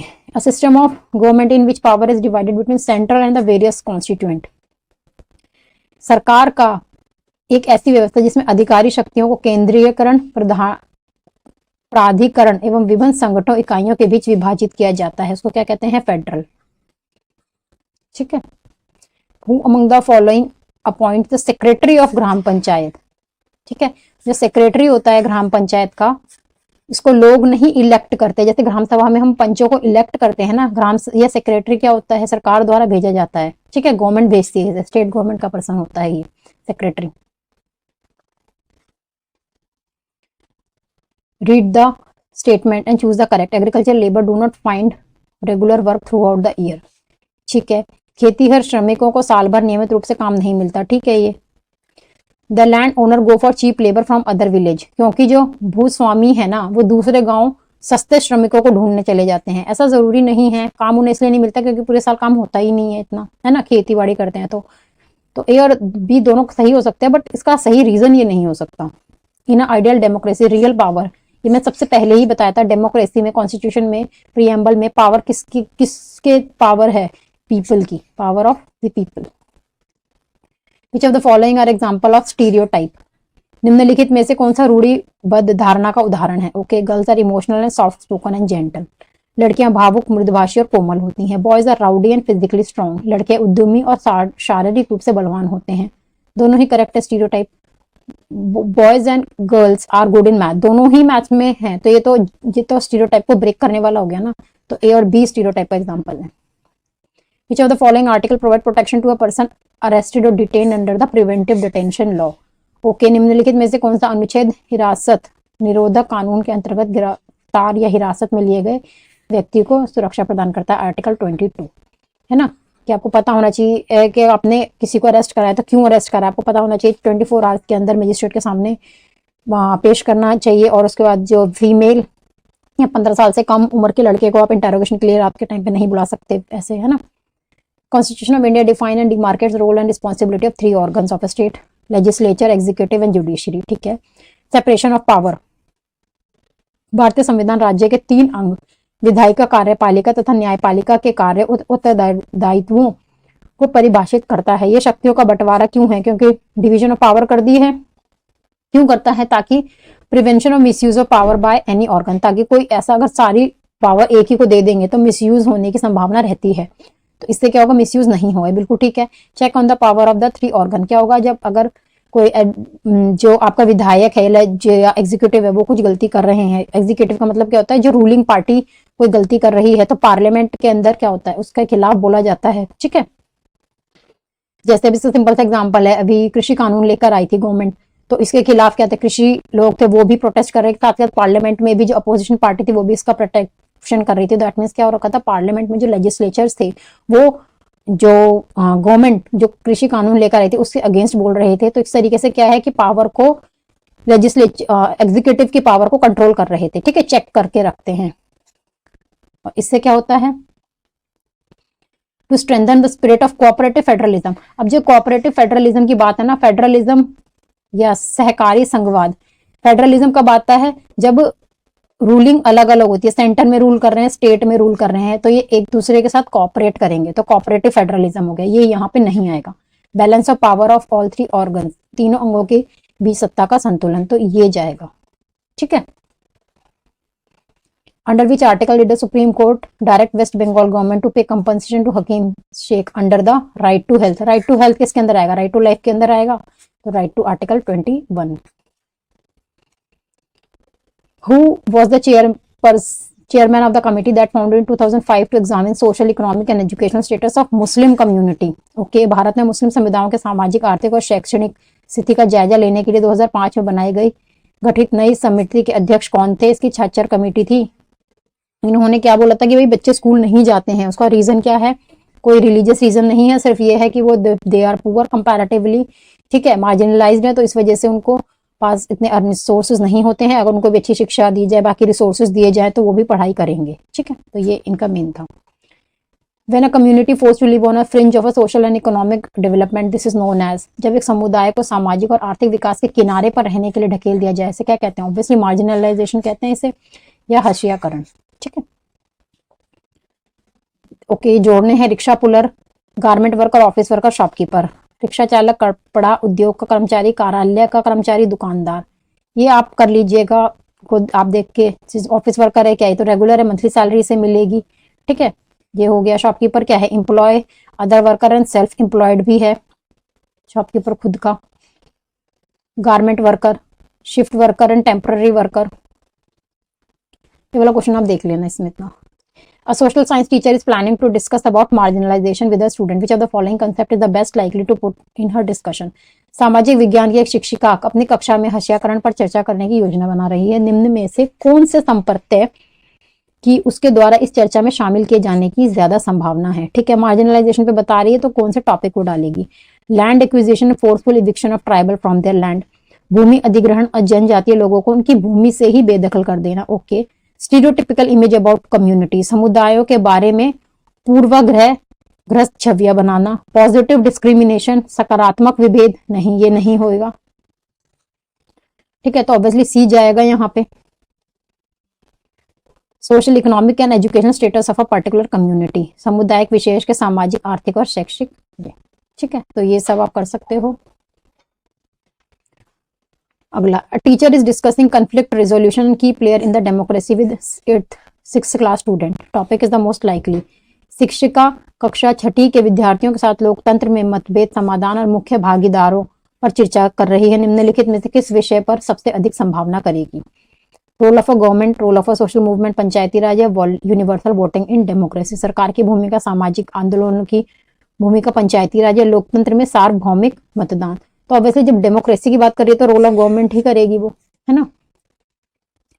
A social science teacher wants student to discuss the theme equality. Okay, which of the following activity will be more suitable for this? सामाजिक विज्ञान की एक शिक्षिका है, समानता के विषय पर अपने विद्यार्थियों की भागीदारी निश्चित करना चाहती है। इसके लिए निम्न में से कौन सी गतिविधि उपयुक्त रहेगी? Asking student to discuss about 2 examples she has already given in the previous class. पिछली कक्षा में शिक्षा द्वारा दिए गए उदाहरणों के बारे में विद्यार्थियों को चर्चा करने को कहेगी, ऐसा कुछ नहीं बोलेगी।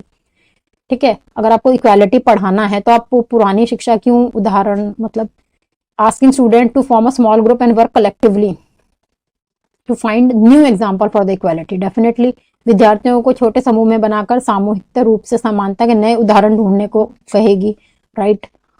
Asking student to discuss example wherein people have been treated unequally. विद्यार्थियों को ऐसे उदाहरणों की चर्चा करने को कहना जहां लोगों के साथ असमानता का व्यवहार हुआ है। बिल्कुल करेक्ट है, बी और सी जाएगा। सोशल एडवर्टाइजमेंट, सामाजिक विज्ञापन क्या है? कोई ऐसा एडवर्टाइजमेंट जिसके साथ कोई सोशल मैसेज जाता हो। ठीक है, यही जाना चाहिए, creating advertisement with social message. सामाजिक, consider the following statement A and B, select A B, 2 और मोर लेवल ऑफ गवर्नमेंट। क्या ए क्या कह रहा है? देयर आर 2 और मोर लेवल ऑफ गवर्नमेंट रहती हैं। ठीक है, स्टेट की होगी, सेंटर होगी, स्टेट होगी, फिर लोकल गवर्नमेंट जो पंचायत आ जाती है। Each level has its own jurisdiction in matter of legislation, taxation and administration. ठीक है, हर लेवल की खुद लेजिस्लेशन, टैक्सेशन और एडमिनिस्ट्रेशन का रूल होते हैं। ठीक है, दोनों ही सही हैं। विच of the following tax collected by administrative organ of the local government. जो लोकल गवर्नमेंट होती हैं, ठीक है, म्यूनसिपलिटीज की बात कर रहा है ये, रूरल गवर्नमेंट की पंचायत की बात कर रहा है, तो वो क्या काम, का एडमिनिस्ट्रेटिव वर्क क्या है। ठीक है, GST, goods and service tax, GST कौन कलेक्ट करता है, सेंटर कलेक्ट करती है, तो ये हो ही नहीं सकता। इनकम टैक्स भी सेंटर का आता है, तो क्या रहेगा इसके अंदर, water tax and property tax. ठीक है, read the following A and B. Goods are cheap in weekly market. ठीक है, साप्ताहिक बाजारों में सामान सस्ता होता है। हाँ, there are more shop selling the same good in the weekly market, hence there is more competition. साप्ताहिक बाजार में ज्यादातर दुकानों में एक जैसा सामान बिकता है, इसीलिए उनमें प्रतिस्पर्धा रहती है। ठीक है, ये दोनों ही करेक्ट हैं और सही आंसर जाएगा। Goods sold in the permanent shop are usually costlier than goods sold in the weekly market. ठीक है, जो परमानेंट शॉप्स में सामान बिकता है वो महंगा होता है वीकली बाजार से। परमानेंट शॉप इनकर a lot of expenditure in form of rent, electricity bill and worker wages. जो पक्की दुकानें होती हैं उनमें कई तरह के खर्चे होते हैं, क्यों, जैसे कि किराया हो गया, बिजली का बिल हो गया, कर्मचारियों की तनख्वाह। हाँ ठीक है, इस वजह से भी महंगा हो सकता है, दोनों करेक्ट है और ये इसका सही रीजन है। Democratic government also often called representative democracy. लोकतांत्रिक सरकारों को प्राय प्रतिनिधि लोकतंत्र भी कहते हैं। यस, भारत क्या है, भारत एक रिप्रेजेंटेटिव डेमोक्रेसी है, बिकॉज हम अपने जो प्रतिनिधि हैं, रिप्रेजेंटेटिव हैं, उनको इलेक्ट करके भेजते हैं, आगे विधानसभा में भेजते हैं, पार्लियामेंट में भेजते हैं। ठीक है, और वो हमारे बिहाफ पर निर्णय लेते हैं, काम करते हैं। People do not participate in the government directly but instant choose their representative through election process. ठीक है, यही बात कह रहा है, दोनों करेक्ट हैं और ये इसका सही आंसर होगा। Which one of the following is not an example of exercising fundamental rights? निम्नलिखित में से कौन सा मौलिक अधिकार के प्रयोगों का उदाहरण नहीं है? Worker from Bihar go to Punjab work. Bihar के मजदूर खेतों पर काम करने जा रहे हैं, राइट टू मूवमेंट हो गया, ये आपका राइट टू फ्रीडम का हो गया। Christian missionary setup a chain of missionary school. किसान ईसाई मिशनों से मिशनरी स्कूलों में एक श्रृंखला स्थापित की जाती है। आर्टिकल 2930 है ये। Man and women government employees get a salary equal. पुरुषों और महिलाओं सरकारी कर्मचारियों को समान वेतन और भत्ते मिलते हैं। ठीक है, आर्टिकल 14 आ गया, 16 आ गया। Paternal properties inherited by the children. पैतृक संपत्ति उनको बच्चों को विरासत में मिलती है। ठीक है, ये फंडामेंटल राइट नहीं है, तो आपको ये ध्यान रख लो। पहले अभी टोटल कितने फंडामेंटल राइट, 6 है ना, पहले 7 थे। राइट टू प्रॉपर्टी भी एक फंडामेंटल राइट था, बट बाद में ये हटा दिया गया। ठीक है, तो ये अब फंडामेंटल राइट नहीं है। Under article 22 of the Indian Constitution, which one of the following are fundamental right guaranteed to a person arrested? भारतीय संविधान के अनुच्छेद 22 के अंतर्गत निम्नलिखित में से कौन से गिरफ्तार हुए व्यक्ति का आश्वस्त मौलिक अधिकार नहीं है? ओके, अब देखो, ऊपर इंग्लिश वाले में पूछा है, नीचे वाले में पूछा है नहीं है। ठीक है, तो इसके हिसाब से हम करेंगे, आंसर जो है वही देखेंगे। Right to be informed at the time of arrest for the offence for which he was arrested. ठीक है, कोई भी ये करेक्ट है, अगर जिसको अरेस्ट करते हो उसे पता होना चाहिए उसको क्यों अरेस्ट करा है। Right to be presented before a magistrate within 24 hours arrest.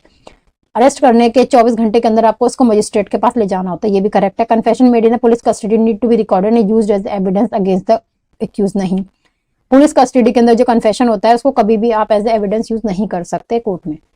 Boys below 15 age and women can not be called to police only for interrogation के लिए आप उनको नहीं बुला सकते। ठीक है, ये ठीक है, इंटेरोगेशन के लिए नहीं बुला सकते, ओनली फॉर इंटेरोगेशन के लिए।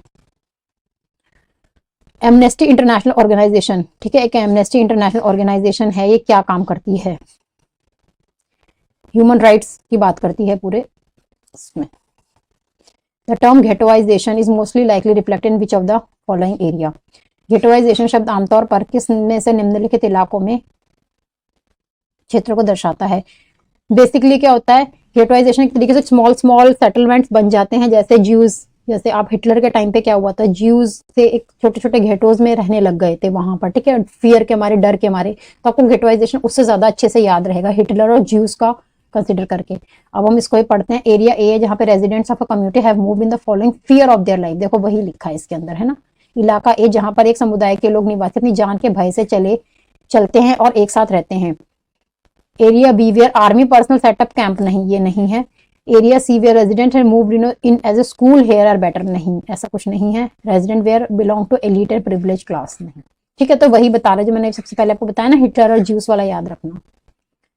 Teacher want to discuss struggle against inequality, which of the following best suited. Inequality, एक शिक्षिका अपने विद्यार्थियों के साथ असमानता के विरुद्ध संघर्ष के बारे में चर्चा करती है। इसके लिए वह चर्चा के निम्न उदाहरणों में से कौन सा उपयुक्त उदाहरण हो बता सकती है। इन इक्वालिटी के अगेंस्ट बताना है। सबसे पहले इसके अंदर क्या है, स्टोरी ऑफ रोजा पार्क, ये तो बिल्कुल ही आएगा। तवामत्य से ये भी रहेगा, ठीक है। Any experience from the student life, खुद के लाइफ से भी बता सकते हैं, ठीक है। राइट टू नो, ये वाला आप बताना, मेरे हिसाब से ये होना चाहिए, ठीक है। मेरे हिसाब से इसका ABCD बनेगा, आप बताओ इसका क्या बनेगा इस कमेंट सेक्शन में। विच of the following would be at the apt example of explaining the concept of prejudice. Okay, निम्नलिखित में से पूर्वाग्रह की संकल्पना को समझाने के लिए उपयुक्त उदाहरण कौन सा है।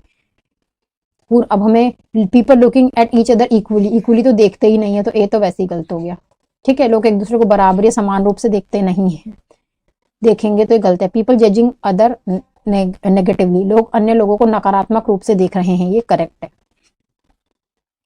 पीपल रिस्पेक्टिंग ईच अदर, लोग एक दूसरे सम्मान करते हैं, इसके अंदर नहीं।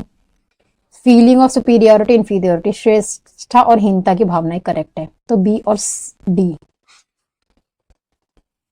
विच of the following factor influence diversity of a region, निम्नलिखित में से कौन सा कारक क्षेत्र की विविधता पर असर डालता है। Different eating and clothing habit, भिन्न खान पान और कपड़ों की आदतें, ठीक है, ये भी अफेक्ट करता है। प्रैक्टिसिंग सिमिलर रिलीजन, एक जैसे रिलीजन फॉलो कर रहे हैं तो डाइवर्सिटी तो कहां से आ गई। Adapting to the geographical areas people inhabit, ठीक है, लोगों द्वारा अलग अलग तरीके की भौगोलिक स्थितियों में सामंजस्य बिठाना, ठीक है, ये भी सही आएगा आपका ए और सी।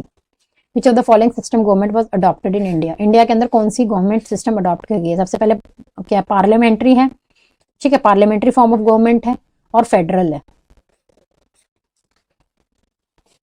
About 4/5 of farmer in India are large farmer. Okay, farmer in India get into trap when they do not expect yield. Small farmer depend mainly on banks for their credit info requirement. निम्नलिखित में से कौन सा कथन ग्रामीण भारत के जीवन को बताता है। भारत में कुल किसानों में से लगभग हर 5वां में से 4 बड़े किसान हैं, 4 बड़े किसान हैं, ऐसा कुछ नहीं है, ठीक है। भारत में किसानों को जब अपेक्षित पैदावार नहीं होती तब वे कर्ज के जाल में फंस जाते हैं, ये बिल्कुल करेक्ट है। छोटे किसान अपने ऋण संबंधी जरूरतों के लिए मुख्यतः बैंकों पर आश्रित रहते हैं, नहीं। छोटे किसान किस पे, लेनदारों पे, उस पे देनदार जो होते हैं उन पे रहते हैं, तो इसका बी ही आंसर जाएगा। Read the following statement. 60% of families in India working as agricultural labourer, 60% परिवार खेतीहर मजदूरों के रूप में काम करते हैं। Agriculture labour migrate to distance place due to limited earning opportunity in villages, गांव में सीमित आय उपार्जन के अवसरों के चलते खेतीहर मजदूर दूरवर्ती स्थानों पर प्रवास करते हैं, ये करेक्ट है ना। Agriculture labour accept lower than the market wage for want of regular employment from the farmer, सही है। किसान से नियमित रोजगार की चाहत में खेतीहर मजदूर बाजार में प्रचलित वेतन से कम वेतन स्वीकार करते हैं, ये भी करेक्ट है, ठीक है। अब देखो बी और सी करेक्ट है, हमें ए पता नहीं था, बट इसमें ऑप्शन भी आप देखो है ही नहीं, बी और सी तो पक्का ही करेक्ट है, तो यही ऑप्शन जाएगा। Democratic ethos in a country can be strengthen, किसी देश में प्रजातंत्र की मजबूती के लिए आवश्यक है क्या। रेगुलर कंडक्ट ऑफ इलेक्शन, क्या डेमोक्रेसी तभी आएगी कि हर बार इलेक्शन होते रहे, नहीं, ऐसा कुछ नहीं है, ठीक है। जब ए ही करेक्ट गलत हो गया तो बाकी सही होंगे, बाकी देख लेते हैं। People participation decision making process, yes, निर्णय प्रक्रिया में जनता की भागीदारी, सही है। इन्फॉर्म्ड पब्लिक ओपिनियन, जागरूक जनमत, ये बिल्कुल ठीक है। स्ट्रॉन्ग एंड कमिटेड ब्यूरोक्रेसी, समर्पित नौकरशाही, तो बी और सी, BCD इसका करेक्ट रहेगा। If the curricular material has an illustration of women as a housewife and domestic maid and men as the engineer and pilot, this type of depiction is likely to promote, एक पुस्तक में स्त्रियों के चित्रण गृहिणी एवं घरेलू सहायक मेड के रूप में है तथा पुरुषों का इंजीनियर्स हो गए या पायलट इस तरीके से दिखाया गया, तो बेसिकली कर क्या रहे हैं, एक जेंडर स्टीरियोटाइपिंग कर रहे हैं, है ना। All democratic countries are likely to have a constitution, जितनी भी डेमोक्रेटिक कंट्रीज हैं वो उनमें कॉन्स्टिट्यूशन होता है, ठीक है। सभी लोकतांत्रिक देशों की उम्मीद की जाती है कि उनके पास संविधान हो। All countries that have a constitution are not necessarily democratic, ये आवश्यक नहीं कि जिन देशों के पास अपना संविधान है वे सभी लोकतांत्रिक देश ही हों, ये भी ठीक है, संविधान है बट जरूरी नहीं है कि वो डेमोक्रेटिक वे ही हो, तो दोनों ही इसमें सही जाएंगे। What is the role of a जज इन अ फेयर ट्रायल,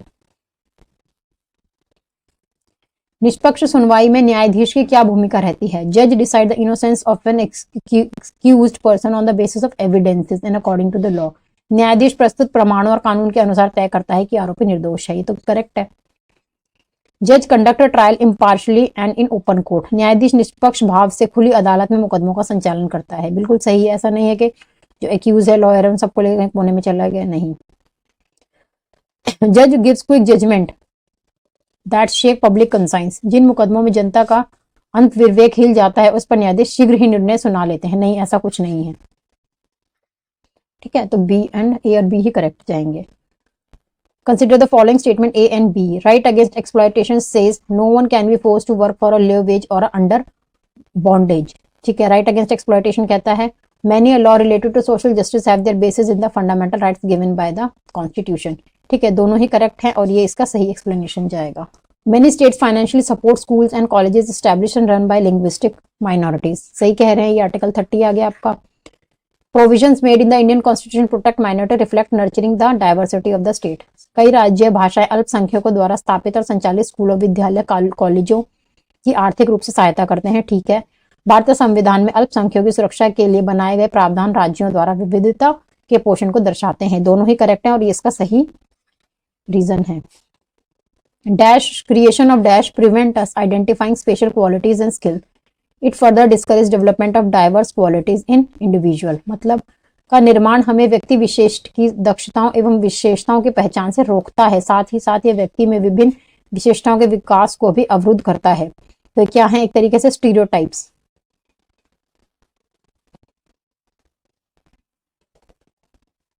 है ना। In parliamentary form of government, संसदीय शासन executive is formed by the legislature. कार्यपालिका का गठन विधायिका द्वारा होता है? नहीं। Executive is not accountable to the legislature. कार्यपालिका विधायिका के प्रति उत्तरदायी नहीं होती, ये गलत है। दोनों ही गलत है इसमें। Dynamism in a democracy is reflected in government passing new laws and launching new schemes and program. ठीक है, लोकतंत्र में गतिवाद प्रतिबंधित का क्या मतलब है? सरकार द्वारा नए नए कानून और योजनाओं और कार्यक्रमों को चलाने से। ठीक है, ये people organising movement around various social and economic issues. ठीक है, लोग भी क्या करते हैं? अपने स्तर पर विभिन्न सामाजिक एवं आर्थिक समस्याओं पर लोगों के द्वारा आंदोलन आयोजित करना। दोनों ही लोकतंत्र का हिस्सा है। Which of the following are the feature of casual wage workers. ठीक है, निम्नलिखित में से भारत में कौन सा अनियमित वेतन कार्य की विशेषता है? Worker get paid in cash only कहीं भी आ जाए वो ज्यादातर गलती होता है। मजदूरों को केवल नकद भुगतान किया जाता है। Employ pay part of salary for those days when workers are sick. जब मजदूर बीमार होता है उन दिनों नियोक्ता तनख्वाह के एक हिस्से का भुगतान करता है? तो बिल्कुल भी नहीं करता है ना। At time workers are expected to work longer hour. कभी कभी मजदूरों को ज्यादा घंटे काम करना पड़ता है। तो सी करेक्ट है हमारा। लेकिन there is a little guarantee for the regular employment opportunity. नियमित रोजगार के लिए बहुत थोड़ी गारंटी होती है। ये दोनों करेक्ट है, बी, सी और डी। ठीक है, ये आपको मैच द कॉलम्स हैं, आप ये देख लीजिएगा। एग्रीकल्चर लेबरर है, garment factory owner, road side vegetable vendor, government hospital doctor है। ठीक है, democracy is better government than any other form of government. जो डेमोक्रेसी फॉर्म ऑफ गवर्नमेंट है ना, सबसे बढ़िया होती है दूसरी गवर्नमेंट से। क्यों? लोकतांत्रिक सरकार अन्य स्वरूपों के एक बेहतर स्वरूप है, क्योंकि it is accountable to the people. ये लोगों के प्रति उत्तरदायित्व है। ये बिल्कुल ठीक है। इट इज रिप्रेजेंटेटिव गवर्नमेंट, क्या है? प्रतिनिधित्व सरकार है। और अगला, it directly fulfils all the needs of the people. ये प्रत्यक्ष रूप से लोगों की सारी जरूरतों को पूरा करती है। ये ठीक है। ठीक है, और डेमोक्रेसी रिप्रेजेंटेटिव डेमोक्रेटिक इंडिया के कंटेक्स्ट में हम इसे मान लेते हैं। ठीक है, read the following statement, choose the correct option. In order to function impartially, media should provide balance and independent news. सही है, बिल्कुल। निष्पक्ष रूप से काम करने के लिए संचार माध्यम मीडिया को संतुलित एवं वो संचार स्वतंत्र उपलब्ध कराने चाहिए। ठीक है, ये है ना। अगला, most media like TV newspaper are owned by big houses. अधिकांश संचार मीडिया जैसे टीवी और समाचार पत्र बड़े व्यापारिक प्रतिष्ठानों द्वारा स्वामित्व में। दोनों ही करेक्ट है, बट ये इसका सही रीजन नहीं है कुछ भी। ठीक है, कहीं से लिंक ही नहीं है ये। Doctrine of separation of power क्या कहता है? शक्तियों के बंटवारे का सिद्धांत। One organ of government should not undertake the function of others. सरकार का एक अंग दूसरे अंग के काम को उत्तरदायित्व भार अपने ऊपर नहीं लेना चाहिए, ठीक है ना, क्योंकि सेपरेशन ऑफ पावर है। न्यायपालिका का जो काम है वो न्यायपालिका करे, विधायिका का जो काम है वो विधायिका करे। One organ of a government should not interfere with the function of another organ. दोनों का मतलब यही है, दोनों यही है, ठीक ना।